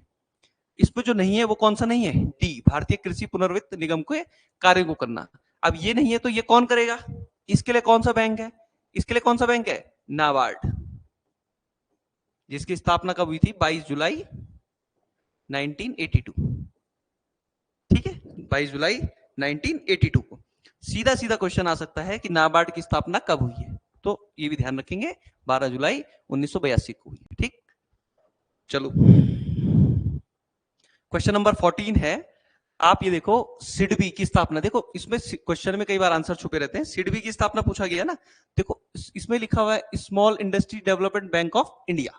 स्मॉल इंडस्ट्रीज मतलब लघु उद्योगों को वित्त प्रदान करना, तो आ गया ना स्मॉल इंडस्ट्रीज, तो आंसर हो जाएगा इसका ऑप्शन बी। ठीक है भाई, और सिडबी की स्थापना कब हुई थी ये भी ध्यान रखना, 1990। देखो यूकेपीसीएस डायरेक्ट क्वेश्चन पूछ लेता है, आप लोग ध्यान रखो, सीधा फैक्चुअल क्वेश्चन आएंगे, सीधा पूछ लेगा कि सिडबी की स्थापना कब हुई, तो याद रखने पड़ेंगे आपको कब हुई, 1990 में। या ये पूछ सकता है मुख्यालय का है, तो मुख्यालय का है न्यू दिल्ली। ठीक है, न्यू दिल्ली में क्या है इसका मुख्यालय, तो ये भी ध्यान रखना है। ठीक हो गया, चलो नेक्स्ट लेंगे। किस क्षेत्र में भारत का सकल राष्ट्रीय उत्पाद का सबसे बड़ा भाग प्राप्त होता है? इनमें से कौन सा क्षेत्र ऐसा है जिसमें सबसे बड़ा होता है? तो सबसे बड़ा कौन सा है? सेवा क्षेत्र, लगभग 53.89%। लगभग है, ये बदलता रहता है हर एक आंकड़े में, और इसके आंकड़े जारी करने की अलग अलग विधियां हैं भाई, तो किसी किताब में कुछ होगा, किसी किताब में कुछ होगा, लेकिन आंसर सेवा क्षेत्रीय होगा। सबसे बड़ा कौन सा है अभी तक? सेवा क्षेत्रीय चल रहा है सबसे बड़ा। ठीक है, दूसरे नंबर पे होता है विनिर्माण, निर्माण और 24.24% के साथ, ये भी ध्यान रखेंगे। ठीक है, और जब तीसरे नंबर पे है तो तीसरे नंबर पे कृषि है, वो है 21.82 के साथ। ठीक है, जीएनपी से पूछ रहा है ना, ये सकल राष्ट्रीय उत्पाद जीएनपी का पूछ रहा, तो उसमें सेवा क्षेत्रीय सबसे पहले नंबर पे चल रहा है अभी। ठीक, चलो आपका पॉलिटी का क्वेश्चन है कि निम्नलिखित संविधान संशोधन में से कौन सा एक बताता है कि मंत्रिमंडल में कुल मंत्रियों की संख्या प्रधानमंत्री को सम्मिलित करते हुए 15% से अधिक नहीं होगी। तो सबको पता होगा ये वाला, अच्छा क्वेश्चन है, कई बार पूछा हुआ है। तो यह है 91वां संविधान संशोधन 2003। ठीक है, 91वां संविधान संशोधन 2003। इसके तहत क्या बोला गया था कि भाई जो भी आपका प्रधानमंत्री ये सदस्यों की कुल जो भी मंत्रिमंडल का गठन करेंगे, उसमें टोटल सदस्य संख्या का 15% से अधिक नहीं होना चाहिए। ये किसमें बोला गया? 91 में। ठीक है, तो 90 में क्या बोला गया? 90वां भी कब हुआ? 2003 में हुआ। अब बताओ क्या बोलता है 90वां संविधान संशोधन? इसमें देखो भाई बात की गई है आर्टिकल 332 के तहत, आर्टिकल 332 के तहत। अब बताओ आर्टिकल 332 में क्या है? 332 में कहा गया है कि जो राज्य की विधानसभा, ध्यान रखेंगे, राज्य की विधानसभा में एससी एंड एसटी के सीटों के लिए क्या है? आरक्षण की सुविधा प्रदान कर रहा है। कौन सा आर्टिकल? आर्टिकल 332। और कब इसे अमेंडमेंट किया? 90वां संविधान संशोधन 2003 के तहत किया गया। ठीक है, तो इसकी सीटों का आरक्षण प्रदान कर रहा है। 92वां कब हुआ? 92वां भी हुआ 2003 में। ठीक है, ये किससे संबंधित है? बीडीएमएस, ध्यान है सबको, बीडीएमएस, बोडो, डोगरी, मैथाली और संथाली। बोडो, डोगरी, मैथाली और संथाली। इससे पहले 2092 संविधान संशोधन 2003 से पहले आपकी अनुसूची 8 में केवल 18 भाषाएं थी, और इसके बाद ये 4 जुड़ने के बाद कितनी हो गई? टोटल हो गई 22 भाषाएं।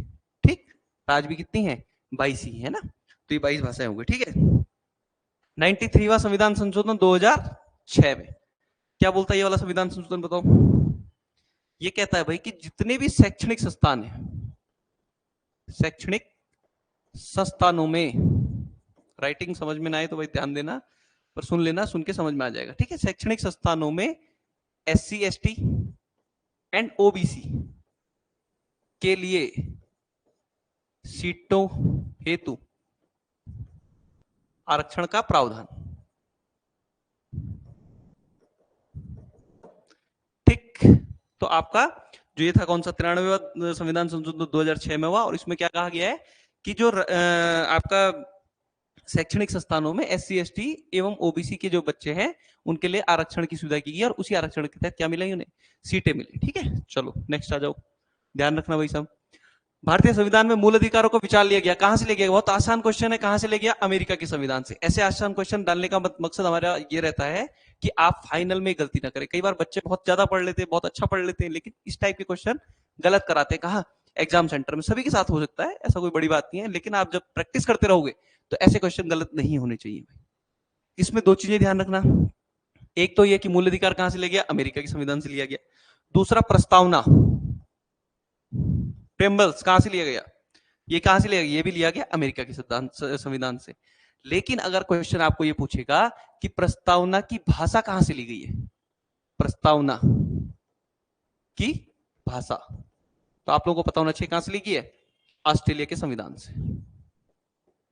ठीक, इसमें कंफ्यूज मत होना भाई। अगर पूछे प्रस्तावना कहां से ली है तो अमेरिका की, प्रस्तावना का प्रारूप मतलब कहां से लिया है तो अमेरिका के संविधान से, और उस की भाषा, प्रस्तावना की भाषा कहां से ली है तो ऑस्ट्रेलिया के संविधान से। ठीक है, ध्यान रखेंगे। ओके, चलो नेक्स्ट। भारत में वित्तीयआपात की घोषणा कितनी बार हुई? बताओ कितनी बार हुई?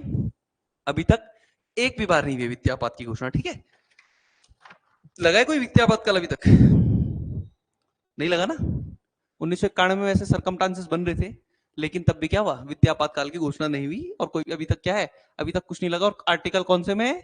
360 में। ये भी ध्यान रखेंगे, आर्टिकल 360 में है आप वित्तीयआपात काल। ठीक, चलो नेक्स्ट। राष्ट्रीय विकास परिषद, national council, national development council का गठन किस तिथि को हुआ? 6 अगस्त 1952 को। 6 अगस्त, ध्यान रखें, सीधे क्वेश्चन है याद करने के लिए। और अध्यक्षता कौन करता है? प्रधानमंत्री, पीएम। ठीक है, इसका अध्यक्ष होता है पीएम, प्रधानमंत्री। चलो नेक्स्ट। यदि पंचायत भंग होती है तो किस अवधि के अंदर निर्वाचन होता है? बहुत ही अच्छा क्वेश्चन है, कई बार पूछा हुआ है, दोबारा पूछने के चांसेस बनते हैं इस क्वेश्चन के। और आप ध्यान रखना पीसीएस के पेपर में पॉलिटी वाला जो मार्जिन होगा वो ज्यादा होगा, पॉलिटी से क्वेश्चन ज्यादा पूछता है, और पॉलिटी में भी पंचायती राज से क्वेश्चन ठीक ठाक पूछ लेता है। तो पंचायती राज के क्वेश्चन तो छोड़ने ही नहीं है आप लोगों को, बिल्कुल घोट के पी जाओ सारे क्वेश्चन, ठीक, ये ध्यान रखना भाई। ठीक है, 6 माह के लिए होता है। ठीक है, अब हमने कह दिया इसका आंसर 6 माह का होता है, लेकिन आप क्यों मानोगे, कैसे मान लोगे हमारी बात को? कहां लिखा है ये, कहां लिखा है भाई? संविधान में लिखा है, और संविधान में कहां लिखा है? 243 ई में। कहां लिखा है? 243 ई में खंड 3 के अंदर भी उपखंड बी पे या खा पे, हिंदी के लिए खा पे। ठीक है, समझ गए? आर्टिकल 243 के ई सेक्शन में खंड 3 के अंदर उपखंड बी के अंदर क्या लिखा हुआ है कि पंचायत भंग होती है तो किस अवधि में चुनाव कराने पड़ेंगे? 6 माह में कराने पड़ेंगे। ठीक है, तो ये ध्यान रखना, अच्छा क्वेश्चन है, आ सकता है। कई बार पूछेगा सीधा क्वेश्चन की पंचायती राज किस भाग में संविधान के, तो किस भाग में बताओ? भाग 9 में। किस भाग में? भाग 9 में। ठीक, आप एक चीज और देखो कि भाग 9 में 73वां संविधान संशोधन अधिनियम जो एक्ट आया था, 73वां संविधान संशोधन अधिनियम 1992 के तहत भाग 9 में क्या किया गया भाई? 16 अनुच्छेद जोड़े गए 243 के साथ। 243 में 16 अनुच्छेद जोड़े गए और एक अनुसूची जोड़ी गई, जिस अनुसूची का नंबर क्या है? 11th schedule. ठीक है, इतना आप ध्यान रखेंगे इस क्वेश्चन के रिगार्डिंग। चलो नेक्स्ट, पिन घाटी राष्ट्रीय उद्यान कहाँ है? हिमाचल प्रदेश। ठीक है, आजकल राष्ट्रीय उद्यान भी पूछ सकता है, तो ये ध्यान रखना, जो भी चर्चाओं में रहे, ये करंट में जो विषय रहेगा उस पर पूछे जा सकते हैं। तो पिन घाटी कहाँ है? ये आपका हिमाचल प्रदेश में। ठीक है, और ये किससे किसको जोड़ता है भाई? हिमाचल प्रदेश में पिन घाटी है, लाहौल स्पीति जिले में पड़ती है। ठीक है, अब किस लिए फेमस है? ये फेमस है यहाँ हिम तेंदुए के लिए। किस लिए फेमस है? हिम तेंदुए के लिए फेमस है। ठीक है भाई, चलो नेक्स्ट आ जाओ। स्टील उद्योगों से उत्पन्न प्रदूषक कौन कौन से? तो सल्फर डाइऑक्साइड, सल्फर ऑक्साइड भी है, नाइट्रोजन ऑक्साइड भी है, कार्बन ऑक्साइड भी और कार्बन मोनोऑक्साइड भी है। तो 1 2 3 और 4, चारों हैं जो प्रदूषक है, और चारों हैं भाई। ठीक है, चलो नेक्स्ट, पर्यावरण सुरक्षा अधिनियम कब पारित हुआ बताओ? अच्छा क्वेश्चन है, कई बार पूछ लिया। तो 19 नवंबर 1986 में, 19 नवंबर 1986 में पास हुआ। ठीक है भाई, अच्छा अगर मैं पूछूं आपसे कि ये जो पर्यावरण सुरक्षा अधिनियम कानून है, ये हमने किस अनुच्छेद के तहत पारित कराया, तो आप लोगों का आंसर क्या होगा बताओ? कौन सा अनुच्छेद के तहत पारित कराया हमने? आर्टिकल बोलो, 253 के तहत। अंतरराष्ट्रीय संधियां एवं अंतरराष्ट्रीय करारों को प्रभावी करने के लिए जो विधान है वो किसमें है? आर्टिकल 253 में। तो कई बार सीधा क्वेश्चन ऐसे न पूछ के ये पूछ ले कि पर्यावरण सुरक्षा अधिनियम किस आर्टिकल के तहत लाभान्वित हुआ या क्रियान्वित हुआ, तो क्या बोलोगे?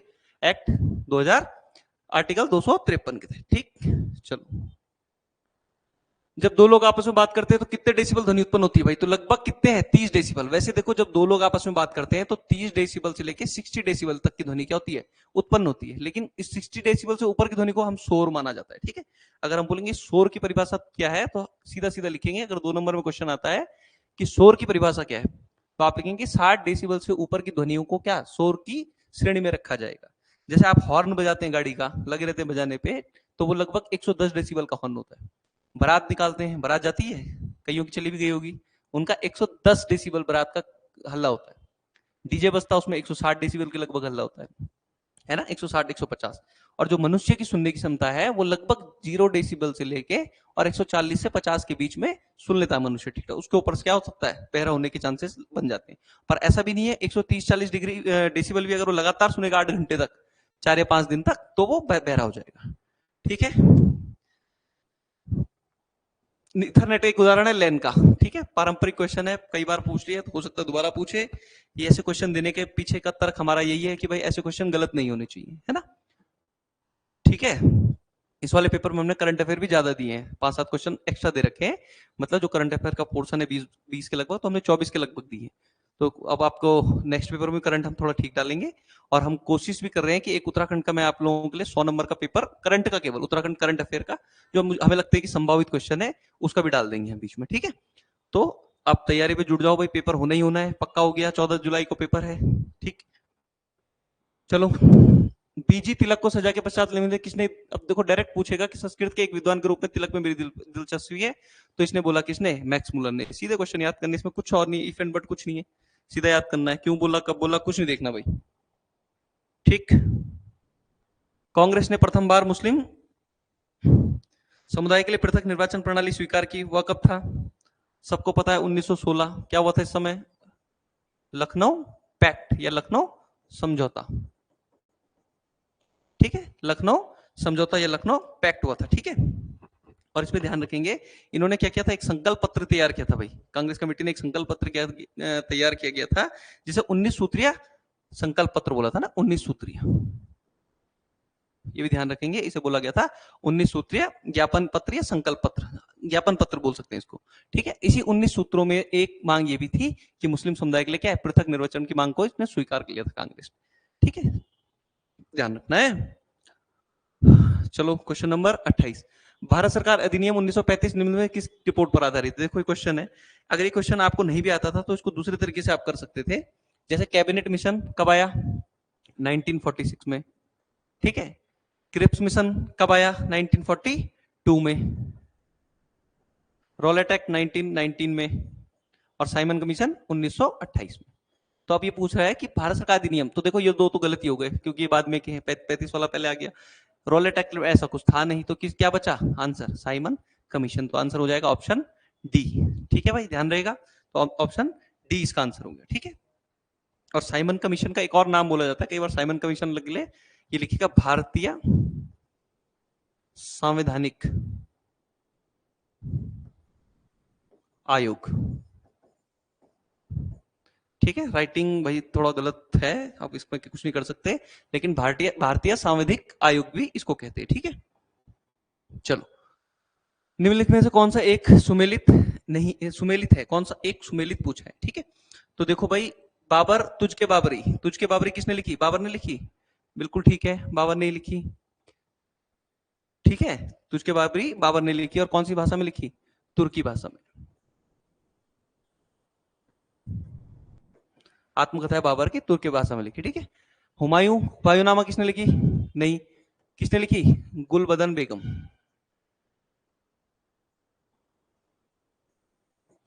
गुलबदन बेगम ने लिखी, और गुलबदन बेगम कौन थी भाई?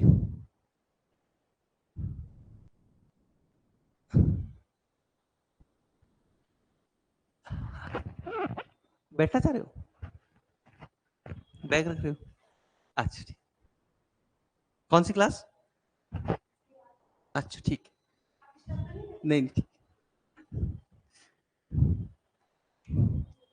है ना, हुमायूंनामा गुलबदन बेगम ने लिखी है भाई, और गुलबदन बेगम कौन थी? ये बाबर की पुत्री थी, और हुमायूं की क्या थी बताओ?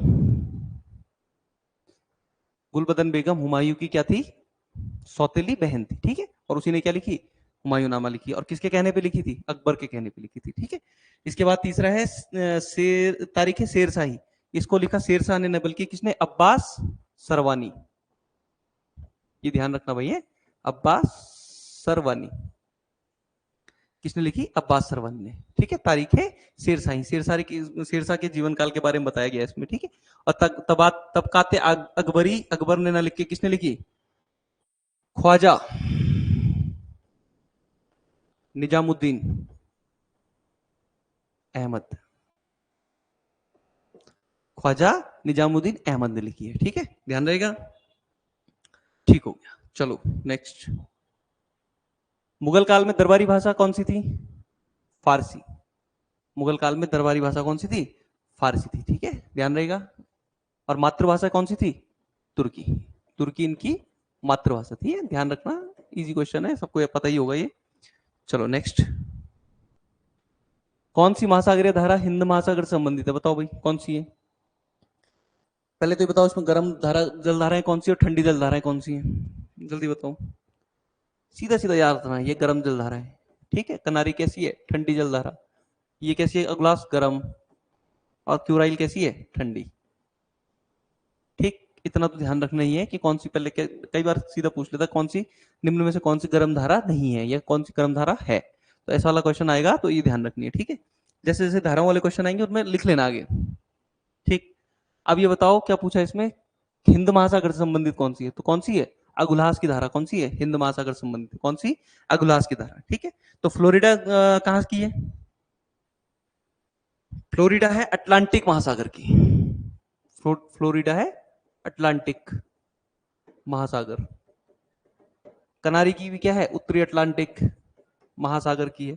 और क्यूराइल किसकी है, पैसिफिक, पैसिफिक या प्रशांत महासागर की जलधारा है। ठीक है, इतना ध्यान रखना है भाई आप लोगों को, ये गलत नहीं होने चाहिए भाई, क्वेश्चन आसान क्वेश्चन है। ठीक, नवग्राम तेल क्षेत्र कहाँ है, गुजरात में। सीधे सीधे क्वेश्चन पूछेगा, सीधे सीधे आंसर याद रखने। नवग्राम तेल क्षेत्र गुजरात में। इसके अलावा कुछ और तेल क्षेत्र है, अंकलेश्वर, अंकलेश्वर, ये भी क्या है, गुजरात में सबसे बड़ा, गुजरात का सबसे बड़ा तेल क्षेत्र अंकलेश्वर, गुजरात का सबसे बड़ा अंकलेश्वर। कलोल है गुजरात में, बाराकोल है गुजरात में। ठीक है, कलोल, बाराकोल, महसाना, महसाना, ये भी कहाँ है, गुजरात में। और एक ये ध्यान रखना, लुनेज, लुनेज तेल क्षेत्र ऐसे बोलते हैं, खंबात, खंबात से तो आपको पता ही लग जाएगा गुजरात में, लेकिन लुनेज आ जाएगा तो भी ध्यान रखना है कि लुनेज कहाँ है। ये सारे किसके हैं, गुजरात के। ठीक है, ये सारे गुजरात के हैं भाई, तो ध्यान रखना। ठीक है, चलो, निम्न कॉफी उत्पादक क्षेत्रों में से कौन सा कर्नाटक क्षेत्र में नहीं है, चिकमंगलूर कर्नाटक में, कुर्ग कर्नाटक में, बाबा बुदनगिरी कर्नाटक में। ठीक है, इसके अलावा कर्नाटक में कौन सा है, कड़ागू, कड़ागू, कई जगह कड़ागू या कोडगू, कड़ागू या कोडगू। ठीक है, और इसके अलावा हासन, ये दोनों भी कहां है, कर्नाटक में।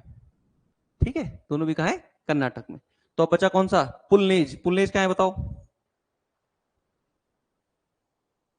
तमिलनाडु में। पुलनेज कहां है, तमिलनाडु में। ठीक है, तो पुलनेज तमिलनाडु में। बाकी कर्नाटक में देखो भाई, सबसे ज्यादा कॉफी अभी हमारे यहाँ भारत में किस राज्य में होती है, तो किस में होती है, कर्नाटक में होती है। ये भी ध्यान रखना कि सीधा क्वेश्चन पूछ ले, इतना पूछिए ना, तो कहां होती है सबसे ज्यादा कॉफी, कर्नाटक में होती है। लगभग 60%, लगभग 60% के ऊपर कर्नाटक में कॉफी पाई जाती है भारत के टोटल। ठीक है, ध्यान रखना है। निम्नलिखित कथनों में कौन लेटराइट मिट्टी के लिए सही नहीं है, बताओ, बताओ जरा जल्दी। वे आर्द्र अपक्षालित प्रदेशों की मिट्टियां, बिल्कुल सही। वे बहुत ही अपक्षालित मिट्टियां होती हैं, बिल्कुल सही। उनकी उर्वरकता कम होती है, सही है। उर्वरकता नहीं होती, उर्वरकता सबसे ज्यादा किसमें होती है, जलोढ़ मिट्टी में।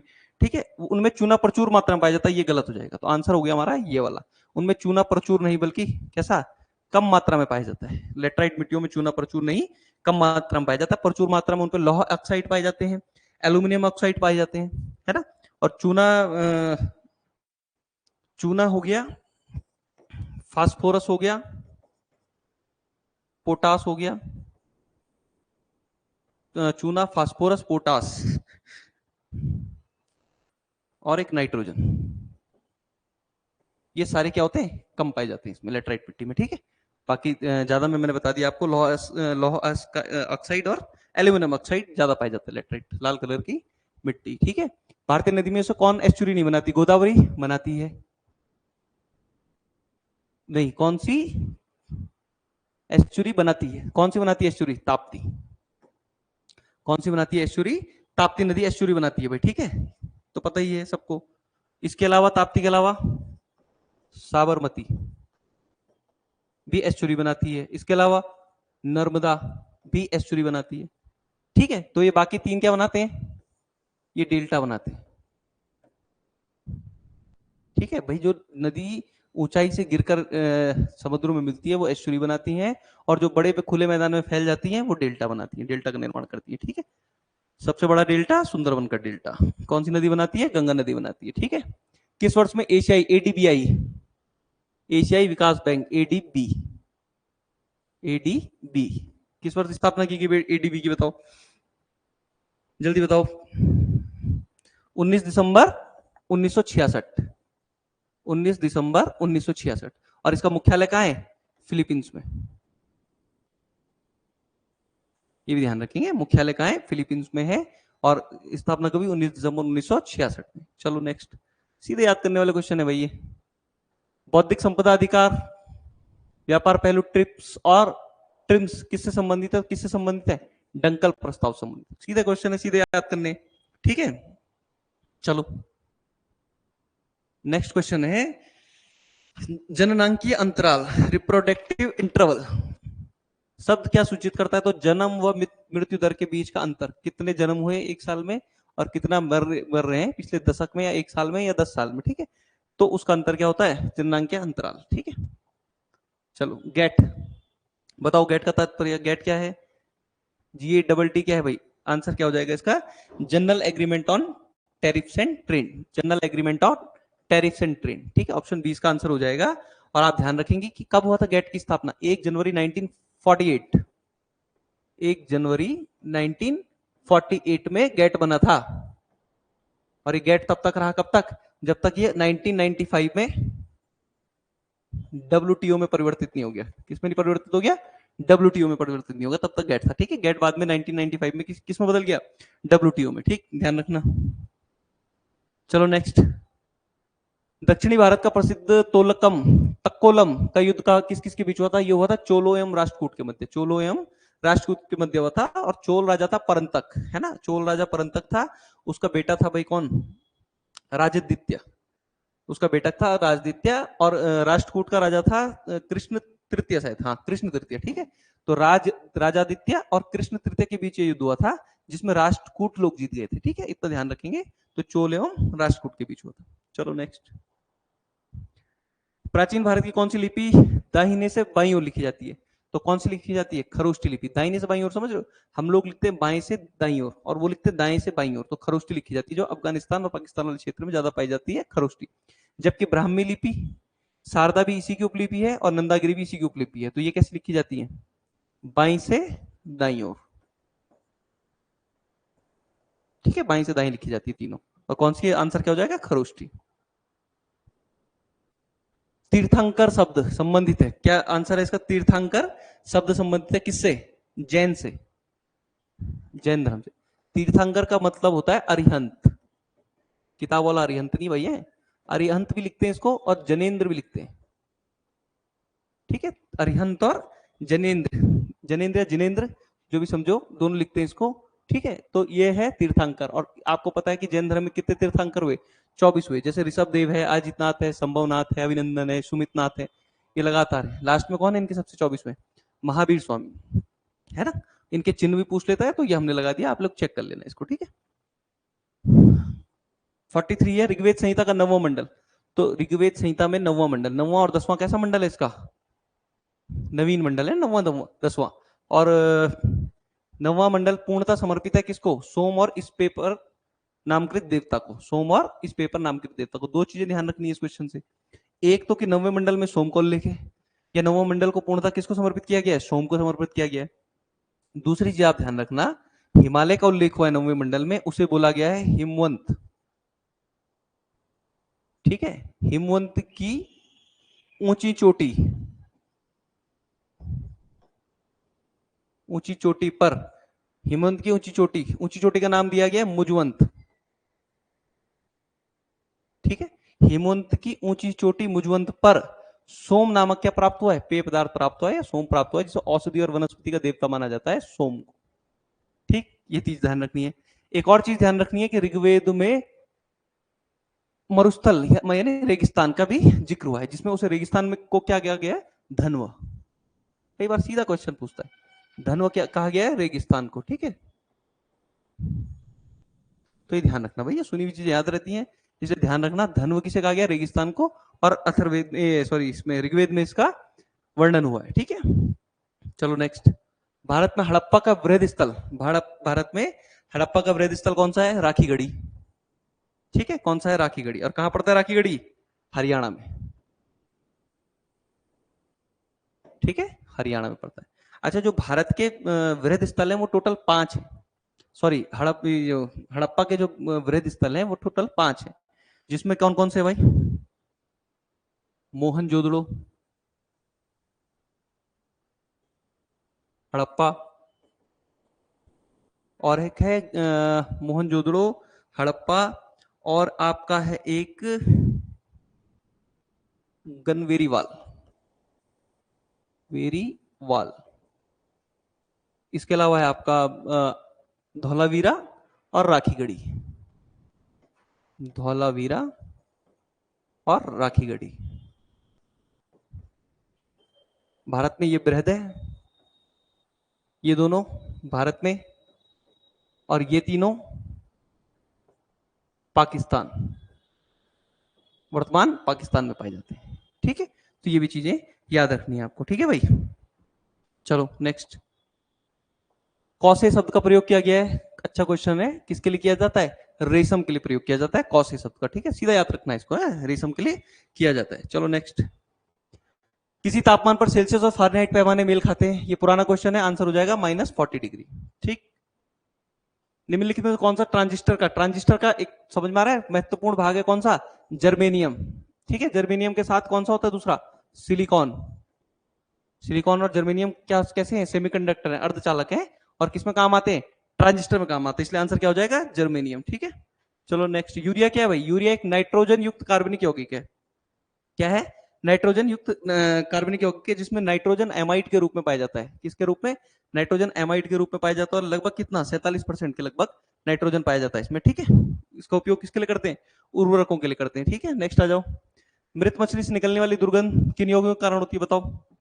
एक होता है ट्राई मिथाइल असीन ऑक्साइड, ध्यान रखना, ट्राई मिथाइल अमीन ऑक्साइड। एक ट्राइमिथाइल अमीन ऑक्साइड नामक तत्व जो होता है वो मछली के क्या होता है? शरीर के अंदर भी पाया जाता है और त्वचा में भी पाया जाता है। और ये क्या, जब पानी के साथ क्रिया में रहता है तो ये कैसा नॉर्मल रहता है, लेकिन जैसे ही मछली मरती है उसको बाहर लाते हैं और जो हवा के संपर्क में आता है तो ट्राइमिथाइल अमीन ऑक्साइड बन जाता है। केवल क्या? ट्राइल मिथाइल अमीन बन जाता है। ठीक है, ऑक्साइड हट जाता है, ट्राइल मिथाइल अमीन। और ट्राइल मिथाइल अमीन जाना ही जाता है किसके लिए? अपनी दुर्गंध के लिए जाना जाता है। तो जो सड़ी हुई मछलियां हैं, जो बाहर वाली मछलियां बाहर निकल जाती है पानी से, तो जो दुर्गंध आती है वो किसके कारण? ट्राइमिथाइल अमीन के कारण आती है। ठीक है, ध्यान रहेगा भाई। चलो नेक्स्ट। ये अमीनो यौगिक है, आंसर हो गया था इसका ए। ठीक है,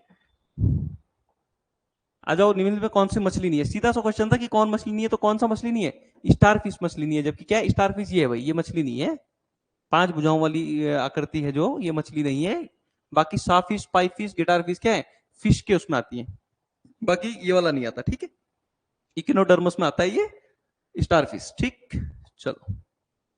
कौन सा तत्व पौधों के विकास के लिए आवश्यक नहीं है? तो कौन सा नहीं है? सोडियम नहीं आवश्यक, पोटेशियम कैल्शियम मैग्नीशियम आवश्यक है। ठीक है, देखो दो चीजें समझना, पौधों के लिए सबसे सर्वाधिक जो मतलब महत्वपूर्ण तत्व है वो लगभग 17 तत्व है। 17 महत्वपूर्ण है। उस 17 में भी क्या कर रखा है? 2 भागों में बांटा हुआ है। एक वृहद मात्रा जिसकी चाहिए, एक सूक्ष्म मात्रा चाहिए। वृहद मात्रा को भी 2 भागों में बांटा हुआ है, प्राथमिक और द्वितीयक में। तो प्राथमिक में आपके आ जाते हैं nitrogen, phosphorus, potassium, carbon, hydrogen, oxygen. ठीक है, जो पोटेशियम है ये वृहद वाले में, मतलब प्राथमिक वाले में। और जो द्वितीयक वाले में आ जाता है कैल्शियम, मैग्नीशियम और सल्फर। ये कैल्शियम, मैग्नीशियम और एक सल्फर। ठीक है, सल्फर ये किस में आ जाता है? आपका प्राथमिक द्वितीयक में। ठीक है, और सूक्ष्म में आ जाता है जिंक, मैग्नीशियम, तांबा। ये सब कैसे? जिंक में उसमें आ जाते हैं, सूक्ष्म वाले में आ जाते हैं। ठीक है, ध्यान रखेंगे। कंपाइलर क्या है भाई? अच्छा क्वेश्चन है, कई बार पूछ रखा है। एक ऐसा प्रोग्राम जो उच्च स्तरीय भाषा को मशीनी भाषा में अंतरित करता है। ठीक है, सीधा क्वेश्चन था। रोगियों के दिल की धड़कन को मापने के लिए अस्पतालों में किस कंप्यूटर का उपयोग किया जाता है? तो किसका किया जाता है? हाइब्रिड कंप्यूटर का। क्यों? क्योंकि हाइब्रिड कंप्यूटर किसका मेल होता है? डिजिटल और एनालॉग का। डिजिटल और एनालॉग दोनों कंप्यूटर का मेल कौन सा होता है? Hybrid computer. तो इसलिए इसका उपयोग किया जाता है। ठीक है, चलो नेक्स्ट आ जाओ। ईमेल का आविष्कार किसने किया था? किसने किया था? वी एस शिवा अय्यादुराई का। ठीक है, वी एस शिवा अय्यादुराई। इसमें देखो एक कंफ्यूजन मत होना, कई जगह आंसर ये इसका देता है रे टॉमलिंसन, है ना। रे टॉमलिंसन को भी देता है कि ईमेल का आविष्कार किया था इन्होंने 1971 में, रे टॉमलिंसन ने। लेकिन देखो भाई, अमेरिका के ही वैज्ञानिक थे, मतलब भारतीय मूल के थे, लेकिन अमेरिका में रहते हैं, तो अमेरिका के वैज्ञानिक हुए। इन्होंने 1982 मतलब 30 अगस्त 1982 में अमेरिका ने ये घोषणा की थी आधिकारिक तौर पर कि ईमेल के आविष्कारक कौन है? V S Shiva Ayyadurai. ठीक है, ये ध्यान रखेंगे। आ जाओ नया। नेटवर्क में संक्षिप्त संदेश जो कह लेते हैं वो कहलाते हैं क्या? टोकन। सीधा क्वेश्चन है, ध्यान रखना भाई। पेज के ऊपरी मार्जिन को, जैसे पेज का ऊपर वाला मार्जिन है उसे कहा जाता है हेडर, नीचे वाला को कहा जाता है फुटर। तो आंसर क्या हो जाएगा? हेडर। चुंबकीय दिशा सूचक यंत्र का सर्वप्रथम संदर्भ मिलता है किसमें? जवामिल हियाकात में। ठीक है, जवामिल हियाकत में। ठीक है, इसको ध्यान रखेंगे, सीधा क्वेश्चन आना है, ऐसे याद रखना है, जवामिल म्यूल हिकायत में। ठीक है। मुखौटा नृत्य शैली का संबंध किससे है? कथकली से। मुखौटा नृत्य संबंध का शैली का संबंध किससे? कथकली से, जो कहां पाया जाता है? केरल में। केरल का नृत्य है। कुचिपुड़ी कहां का है? आंध्र प्रदेश का है। कई बार पूछ लेता है सीधा ही, इसलिए ध्यान रखो। उड़ीसा ओडिसी ओडिशा का है, और मणिपुर मणिपुर का है। ठीक है, ध्यान रखेंगे। पंचायती राज सम्मिलित किया गया कितना? राज्य सूची में किया गया। और कितने विषय हैं इसमें? 29 विषय। कितने विषय पंचायती राज में? 29 विषय। ठीक है। निम्नलिखित किस समिति ने त्रिस्तरीय पंचायती राज की? तो किसने की थी? बलवंत राय मेहता समिति ने। पुराना क्वेश्चन है, अच्छा क्वेश्चन है, ध्यान भी होगा आप लोगों को। बलवंत राय मेहता समिति बनी थी 1957 में। तो इन्होंने बोला क्या? त्रिस्तरीय होनी चाहिए, जिसमें क्या? ग्राम पंचायत, पंचायत समिति और जिला परिषद, 3 स्तर पर होनी चाहिए थी। पंचायत, ग्राम पंचायत, पंचायत समिति और जिला परिषद। ठीक है, 3 स्तर पर होनी चाहिए थी। तो आंसर हो जाएगा ये। संसदीय प्रक्रिया में गिलोटिन का अर्थ क्या होता है? तो इसका अर्थ होता है विधेयक पर बहस को बंद कर देना। जब लोकसभा स्पीकर ये समझते हैं कि अब क्या है, मत की प्रक्रिया को मुझे स्टार्ट करना है और किसी भी विधेयक पर अब बहस नहीं होनी चाहिए, तो क्या करेंगे? संसद में गिलोटिन प्रक्रिया ला जाएंगे। इसके बाद क्या, बहस का कोई मतलब नहीं रह जाता और तुरंत क्या होती है? मतगणना शुरू हो जाती है। तो इसे कहते हैं गिलोटिन प्रक्रिया। ठीक है भाई। निम्नलिखित में कौन से अपने पद की शपथ नहीं लेता? कौन नहीं लेता भाई इसमें से अपने पद की शपथ? स्पीकर नहीं लेता। स्पीकर मतलब समझ रहे हो ना? स्पीकर का चुनाव जो भी चल रहा है हाल में, किसको बना दिया उम्मीदवार? बीजेपी ने। भाई सत्ता पक्ष ने बना दिया ओम बिरला जी को, और विपक्ष ने बनाया किसको? के सुरेश को। ठीक है, तो इनमें से कौन भाई राष्ट्रपति लेता है? कौन बताता है? आर्टिकल 60। उपराष्ट्रपति लेता है आर्टिकल 69 के तहत। और प्रधानमंत्री किसके तहत लेते हैं? अनुसूची 3 के तहत। अनुसूची 3 के तहत लेते हैं, लेकिन कौन सा आर्टिकल? 75 में खंड 4 के तहत। 75 में खंड 4 में लिखा हुआ है कि क्या है? प्रधानमंत्री अपने पद की क्या लेंगे? शपथ लेंगे। और कौन दिलाएगा? राष्ट्रपति दिलाएगा। ठीक है, तो स्पीकर की शपथ किस वाले आर्टिकल में? स्पीकर की शपथ, कोई स्पीकर के लिए स्पेस कोई शपथ नहीं है, जबकि इसमें क्या होता है? आर्टिकल 99 के तहत, अनुच्छेद 99 के तहत क्या है? संसद के रूप में, सांसद के रूप में शपथ लेगा कौन? स्पीकर। जो भी स्पीकर बनेगा वो पहले सांसद तो बनेगा ही, तो सांसद की शपथ लेगा आर्टिकल 99 के तहत। स्पीकर की कोई अलग से शपथ नहीं लेगा भाई। ठीक। लोकसभा का सदस्य चुने जाने के लिए एक व्यक्ति को किस आयु से कम नहीं होना चाहिए? कितना? 25 साल से नीचे नहीं होना चाहिए भाई, तभी लड़ सकते हो चुनाव। भारत के राष्ट्रपति पर महाभियोग चलाने के लिए कम से कम कितने दिन पूर्व की सूचना आवश्यक है? कितने दिन की आवश्यकता है? 14 दिन की आवश्यकता है। ठीक है। अच्छा बताओ, महाभियोग किसमें? अनुच्छेद 61 में। अनुच्छेद 61 में। लेकिन हम कह रहे हैं कि 14 दिन पूर्व सूचना देनी है। किसके तहत पे कह रहे हैं? कौन बता रहा है हमें ये बात? ये बात हमें कौन बता रहा है भाई? अनुच्छेद 61 का खंड 2, खंड 2 का उपखंड का, है ना? खंड 2 का उपखंड का क्या बता रहा है हमें? कि एक तो 14 दिन की पूर्व की सूचना देनी पड़ेगी, और ऐसा संकल्प पत्र जो आप लाएंगे उसके लिए कम से कम सदन की कुल सदस्य संख्या का 1/4 हस्ताक्षरित होना चाहिए, है ना? तभी ला सकते हैं। ऐसे नहीं कि आप 4 लोग इकट्ठे हुए और मुठा के लिए आए, ये नहीं होना चाहिए। आर्टिकल 61 का खंड 2 खंड का बोलता है क्या? कि आप लाइए महाभियोग का, लेकिन कुल सदस्य संख्या का 1/4 हस्ताक्षरित होना चाहिए आप। उसके बाद सदन में क्या, 2/3 बहुमत से संकल्प को पारित भी कराना पड़ेगा, तब जाके महाभियोग लागू होगा भाई। ठीक है, चलो नेक्स्ट। भारतीय संविधान में समस्त कार्यपालिका शक्तियां किसमें होती हैं? राष्ट्रपति में होती हैं। कई बार इजी क्वेश्चन गलत हो जाते हैं भाई, ध्यान रखना। निम्नलिखित में से कौन सा एक राज्य का नीति निर्देश सिद्धांत संविधान में बाद में जोड़ा गया? कौन सा जोड़ा गया बाद में? मुफ्त कानूनी सलाह। किसमें जोड़ा गया? 39 का में, 39 का में जोड़ा गया। ठीक है, और इसमें कहा कब जोड़ा गया? 42वां संविधान संशोधन 1976 में। 42वां अमेंडमेंट एक्ट 1976 के द्वारा जोड़ा गया। ध्यान रहेगा, 42वां संविधान संशोधन 1996 के लिए। उसमें 1976 में क्या बोला गया? समान न्याय और विधिक, समान न्याय और निःशुल्क विधिक सहायता किसमें बोला गया? इसमें। ठीक है, और आपका ग्राम पंचायतों का संगठन किसमें है? आर्टिकल 40 में। ठीक है, समान नागरिक संहिता किसमें? 44 में। और गोवध निषेध किसमें? 48 में। 48 में गोवध निषेध किसमें? दुधारू पशुओं का वध नहीं करेंगे, किसमें लिखा है? आर्टिकल 48 में। तो इनके आर्टिकल भी साथ साथ याद करते रहा करो भैया। चलो नेक्स्ट। बंधुआ मजदूरी उन्मूलन अधिनियम कब आया था? 76 में, 9 फरवरी 1976। 9 फरवरी 1976 में आया था। सीधे याद करने हैं क्वेश्चन। भारत का पहला भारतीय जैविक डाटा केंद्र कहाँ है? फरीदाबाद में। करंट के क्वेश्चन कुछ आने लग गए हैं, तो ये पहला ये क्वेश्चन देख लेना भाई, कहाँ है? फरीदाबाद में, ठीक है। वायुमंडलीय एटमॉस्फेयर प्रेशर को मापने में कौन सा? बैरोमीटर। कौन सा? बैरोमीटर, ठीक है। चलो नेक्स्ट। मायोपिया, मायोपिया होता है निकट दृष्टि दोष, है ना। निकट दृष्टि दोष उसे कहते हैं भाई जिसमें क्या निकट की वस्तुएं तो साफ दिखाई देती हैं लेकिन दूर की नहीं दिखाई देती। और दूर दृष्टि दोष उसे बोलते हैं जिसमें क्या दूर की तो साफ दिखाई देती है लेकिन पास की साफ नहीं दिखाई देती, उल्टा होता है इसमें, ठीक है। तो इसमें लगता है कौन सा? कॉनकेव लेंस, अवतल लेंस। कौन सा? कॉनकेव लेंस लगता है, ठीक है। मिरर नहीं, कॉनकेव लेंस लगता है इसे सही करने के लिए, ठीक, ध्यान रहेगा। चलो, हाल ही में वर्ष 2024 के पुलित्जर पुरस्कार दिए गए हैं, इसे किस क्षेत्र में दिया जाता है? तो पत्रकारिता के क्षेत्र में दिया जाता है, सीधा सीधा आंसर याद रखना है। हाल ही में खबरों में रहा सिंकुला, इसे देखो सिंकुला भी लिखा है कई जगह और सिंगुला भी लिखा है कई जगह, है ना, सिंगुला। तो ध्यान रखना, सिंगुला या सिंकुला दर्रा कहां पे है? हिमाचल में है। कहां पे? हिमाचल में। ये किसको जोड़ता है भाई? हिमाचल और इसको लद्दाख को जोड़ता है ये, है ना। हिमाचल और लद्दाख को आई थिंक जोड़ता है ये। हाँ ठीक है, हिमाचल और लद्दाख को जोड़ता है। और लद्दाख में ये जोड़ता है हिमाचल की लाहौल स्पीति वाले क्षेत्र को जोड़ता है, जासकर की लाहौल स्पीति वाले क्षेत्र को जोड़ता है ये लद्दाख की बरवा बस्ती से। हाँ ठीक है, जासकर की पदुम बस्ती को जोड़ता है इसकी जासकर की हाँ, और इसकी लाहौल स्पीति की बारचा बस्ती को, ठीक है। ध्यान रखना, इतना आएगा नहीं वैसे, पर हिमाचल है इसका, ठीक है। हाल ही में स्कूल ऑन व्हील्स किसने चलाया? मणिपुर, ठीक है। सीधे क्वेश्चन है, याद रखने भाई। ऑस्ट्रेलियन ओपन 2024 में पुरुष एकल का खिताब किसने जीता? यानिक सिनर, ये नया नाम है इस बार, आप ध्यान रखना। यानिक सिनर ने जीता। इन्होंने किसको हराया? डेनियल मेदवेदेव को हराया, ठीक है। नेक्स्ट आ जाओ। 58वें ज्ञानपीठ पुरस्कार के लिए नामित किया गया, देखो इंपॉर्टेंट क्वेश्चन है, पूछा जा सकता है। ये गुलजार को मिला है, जगदू राम भद्राचार्य को मिला है, तो ए और बी दोनों हो जाएंगे आंसर इसके। दोनों को मिला इस बार, तो दोनों हो जाएंगे, ठीक है। वन नेशन वन इलेक्शन समिति के अध्यक्ष कौन बने? रामनाथ कोविंद।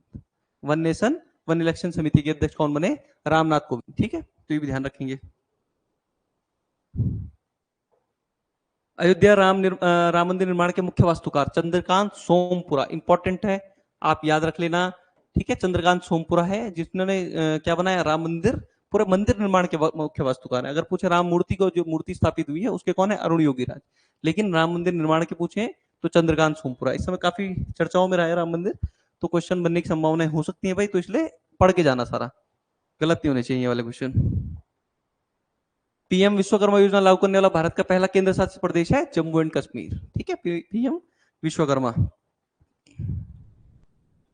चलो, और कब की थी ये? 1 फरवरी।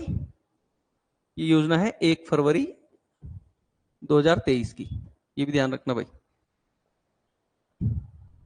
प्रतिवर्ष राष्ट्रीय एकता दिवस की स्थिति को मनाया जाता है, तो किसको मनाया जाता है? 31 अक्टूबर को, सरदार वल्लभ भाई पटेल के जो जन्मदिन पर मनाया जाता है, तो तब 31 अक्टूबर होगा आंसर, ठीक है। एकता दिवस। हाल ही में आयोजित एंथोरियम उत्सव कहां मनाया जाता है? एंथोरियम, मिजोरम में, ठीक है। एंथोरियम उत्सव मनाया जा रहा है मिजोरम में, आजकल चर्चाओं में रहा, इसलिए क्वेश्चन इंपॉर्टेंट हो सकता है। मिजोरम में एंथोरियम। किस कंपनी द्वारा ऑनलाइन स्कैम से बचने के लिए हाल ही में डीजी कवच, देखो आजकल बहुत चल रहा है चर्चाओं पे, डीजी कवच किसने किया? गूगल, भारतीय गूगल ने क्या किया है? स्कैम से बचने के लिए डीजी कवच लॉन्च किया भाई, ध्यान रखना। हाल ही में मिलिट्री हॉस्पिटल सर्विस सशस्त्र बल की पहली महिला निदेशक है, इसलिए इंपॉर्टेंट हो जाती है, तो यह है साधना सक्सेना नायर। साधना सक्सेना नायर, ठीक है। चर्चित उत्सव नादब्बा, नादब्बा या इसे बोलते हैं नाडा हब्बा, नाडा हब्बा भी बोला जाता है इसे, कहां? कर्नाटक में, ठीक है। नाडा हब्बा एक त्योहार है कर्नाटक का भी, ये मनाया जाता है दशहरे के टाइम पे, है ना। और मैसूर में ज्यादा मनाया जाता है, 10 दिन का दशहरे का मेला होता है, तो चर्चाओं में रहा था, इसलिए इंपॉर्टेंट बन सकता है करंट अफेयर की दृष्टि से। क्लॉडिया गोल्डिन को किस क्षेत्र में 2023 का, तो देखो गोल्डिन है, गोल्डिन मतलब गोल्ड, गोल्ड मतलब सोना, सोना किससे संबंधित होगा? इकोनॉमी से, तो इकोनॉमी किससे संबंधित है? अर्थशास्त्र से। तो ध्यान रखना है, नोबेल पुरस्कार तो आप रट के ले जाना, एक ना एक पूछेगा ही पूछेगा। तो अर्थशास्त्र का किसको मिला? क्लॉडिया गोल्डिन को, ठीक है। एशियन गेम 2023 में भारत ने कुल कितने गोल्ड मेडल जीते? गोल्ड मेडल पूछ रहा है तो कितने जीते? 28 जीते। गोल्ड मेडल पूछ रहा है तो कितने जीते इसने? 28, ठीक है। और वैसे टोटल कितने जीते इसने? इसमें 28 गोल्ड हैं, 38 आपके सिल्वर है और 41 कैसे हैं, ब्रॉन्ज। तो 107 चीजें हैं। तो क्या पता टोटल भी पूछ ले, तो टोटल हो गया 107, 28, 38, 41, 28 गोल्ड, 38 सिल्वर और 41 ब्रॉन्ज। ठीक है, तो ये भी ध्यान रखेंगे। वर्ष 2023 के शांति नोबेल पुरस्कार से किसे सम्मानित किया गया? इंपॉर्टेंट क्वेश्चन है। किसे किया गया? नरगिस मोहम्मदी। कहाँ की है? ईरान की, है ना, नरगिस मोहम्मदी ईरान की है और इनको मिला है इस बार का। ठीक है, 2023 का शांति का नोबेल पुरस्कार। नोबेल पुरस्कार सारे पढ़ने भाई। कौन सी कंपनी भारत में भूकंप चेतावनी शुरू करने जा रही है? तो कौन करने जा रही है? गूगल। गूगल से 2 क्वेश्चन आ गए, यह ध्यान रखना, इंपॉर्टेंट हो सकते हैं दोनों में से कोई सा भी। तो गूगल किसका है? भूकंप चेतावनी सेवा का। ठीक है, हाल ही में पीएम मोदी ने किस दिन को राष्ट्रीय अंतरिक्ष दिवस के रूप में मनाने की घोषणा की? तो किसको? 23 अगस्त को। किसको? 23 अगस्त को। 23 अगस्त में क्या हुआ था भाई? भारत ने चंद्रयान पर, चंद्रमा पे क्या की थी? सफल लैंडिंग की थी, वो भी दक्षिणी ध्रुव में। और ऐसा करने वाला भारत क्या है? चंद्रमा पे पहुंचने वाला तो भारत चौथे नंबर पे है, लेकिन दक्षिणी ध्रुव में पहुंचने वाला पहले नंबर पे है। तो ठीक है, आंसर क्या है? 23 अगस्त। इसी दिन लैंड किया था, तो इसीलिए अंतरिक्ष दिवस के रूप में मनाया जाएगा। हाल ही में किस भारतीय को रेमन मैग्सेसे पुरस्कार? तो सीधा आंसर याद रखें, डॉक्टर रवि कन्नन आर, है ना, डॉक्टर रवि कन्नन आर। ये ध्यान रखेंगे, क्या है ये? ऑन्कोलॉजिस्ट है, ये कैंसर का इलाज करते हैं और असम में जो कैंसर हॉस्पिटल है असम का, उसके डायरेक्टर है। ठीक है, और पद्मश्री भी है, पद्मश्री मिल चुका है इन्हें। तो रवि कन्नन आर को इस बार का क्या मिला? रेमन मैग्सेसे पुरस्कार 2023। इंपॉर्टेंट है, याद रखना। हाल ही में यूनेस्को की विश्व विरासत सूची में शामिल होने वाला 42वां भारतीय स्थल कौन सा है? तो 42वां कौन सा है? होयसल मंदिर समूह। 42वां कौन सा है? होयसल मंदिरवा समूह। ठीक है, और जयपुर शहर कौन सा है? 38वां। शांति निकेतन पश्चिम बंगाल में जो है 41वां। तो 38वां, 41वां और ये कौन सा हो गया? 42वां हो गया होयसल। काकतीय मंदिर कौन सा बताओ? 39वां होना चाहिए मेरे हिसाब से, 39वां। काकतीय मंदिर अगर ऐसे याद नहीं रहेगा तो इसको लिखा है रामप्पा, रामप्पा मंदिर, ये 39वां है। ठीक है, तो इसे इन्हें भी ध्यान रखना भाई। 39वां। हाल ही में, अब टोटल 42 हो गए हमारे पास है विश्व विरासत में। हाल ही में टाइम पत्रिका ने 2023 के लिए पर्सन ऑफ द ईयर किसको चुना? Taylor Swift. सिंगर है, अच्छा गाती है, टेलर स्विफ्ट। ठीक, ध्यान रखना। हाल ही में बेटी बचाओ बेटी पढ़ाओ की ब्रांड एम्बेसडर किसको? पिंकी। इंपॉर्टेंट क्वेश्चन है, क्योंकि एक अभी डॉक्यूमेंट्री आई थी, स्माइल पिंकी। ठीक है, मिर्जापुर की है पिंकी, है ना। मिर्जापुर के केवल कालीन भैया को याद मत रखो भाई, या गुड्डू पंडित को याद मत रखो, ये है मिर्जापुर की कौन? पिंकी। और इनकी, इन्हीं के ऊपर एक डॉक्यूमेंट्री बनी थी, स्माइल पिंकी, जिसे ऑस्कर अवार्ड मिला है ना, तो बड़ी बात थी। तो इसलिए इंपॉर्टेंट हो सकता है क्वेश्चन, और इसीलिए बेटी बचाओ बेटी पढ़ाओ में ब्रांड एम्बेसडर है पिंकी, छोटी बच्ची है। हाल ही में वर्ष 2023 का साहित्य में नोबेल पुरस्कार किसे मिला? किसे मिला? John Fosse. साहित्य का 2023 का नोबेल पुरस्कार जॉन फॉसे। ठीक है भाई। हाल ही में संयुक्त राष्ट्र जलवायु परिवर्तन सम्मेलन, कई बार इतना लंबा ना पूछे, ये भी ध्यान रखना, कई बार इतना लंबा ना पूछे और पूछ ले सीओपी, कॉप 28 होगा ये वाला शायद, कॉप 28 2023 में 28 ही हुआ। ठीक है, कॉप 28 हुआ। तो कॉप 28 कहां हुआ? दुबई में। कॉप 28 कहां हुआ? दुबई में हुआ। और कॉप 27 कहां हुआ था? इजिप्ट में। कॉप 27 हुआ था इजिप्ट में। तो कई बार सीधा सीओपी पूछ लेता है, कॉप इंपॉर्टेंट है, आयोग का फेवरेट क्वेश्चनों में से एक है, तो आ सकता है। तो इसलिए ध्यान रखेंगे, कॉप 28 अभी जो हुआ हाल ही में, ये हुआ दुबई में, और 27 हुआ था इजिप्ट में। दोनों चीज याद रखेंगे भाई। ठीक, हाल ही में घोषित राष्ट्रीय खेल पुरस्कारों में क्रिकेट में किसे अर्जुन पुरस्कार मिला? तो ये मिला किसे? मोहम्मद शामी को। ठीक है, टोटल 26 खिलाड़ियों को अर्जुन पुरस्कार मिला। एक बार पूछ लेता है कि कितने खिलाड़ियों को मिला, तो 26 खिलाड़ियों को मिला है टोटल। और क्रिकेट के क्षेत्र में इस बार किसको मिला? मोहम्मद शामी को मिला। ठीक है, भारतीय सैन्य अकादमी, अच्छा ये आप यहां से, ये उत्तराखंड के लग गए यहां से। ठीक है क्वेश्चन। तो आज के लिए भाई इतना ही। ठीक है, बाकी पेपर करते रहो भाई बढ़िया से, पेपर नजदीक आ गया अब। और जो उत्तराखंड वाला हम बोल रहे हैं, उत्तराखंड के करंट अफेयर के 100 क्वेश्चनों का, इंपॉर्टेंट क्वेश्चनों का आप लोगों के लिए डालेंगे। ठीक है, पीडीएफ भी डाल देंगे इसमें, और एक 100 नंबर का वो भी बना देंगे, टेस्ट भी बना देंगे, ताकि आप देख लो कि उत्तराखंड से कितने क्वेश्चन, क्योंकि 1/3 उसमें बोल रखे हैं, तो हो सकता है करंट का पोर्शन बढ़ा दे उत्तराखंड से भी। ठीक है, तो आज के लिए इतना ही। थैंक यू, धन्यवाद।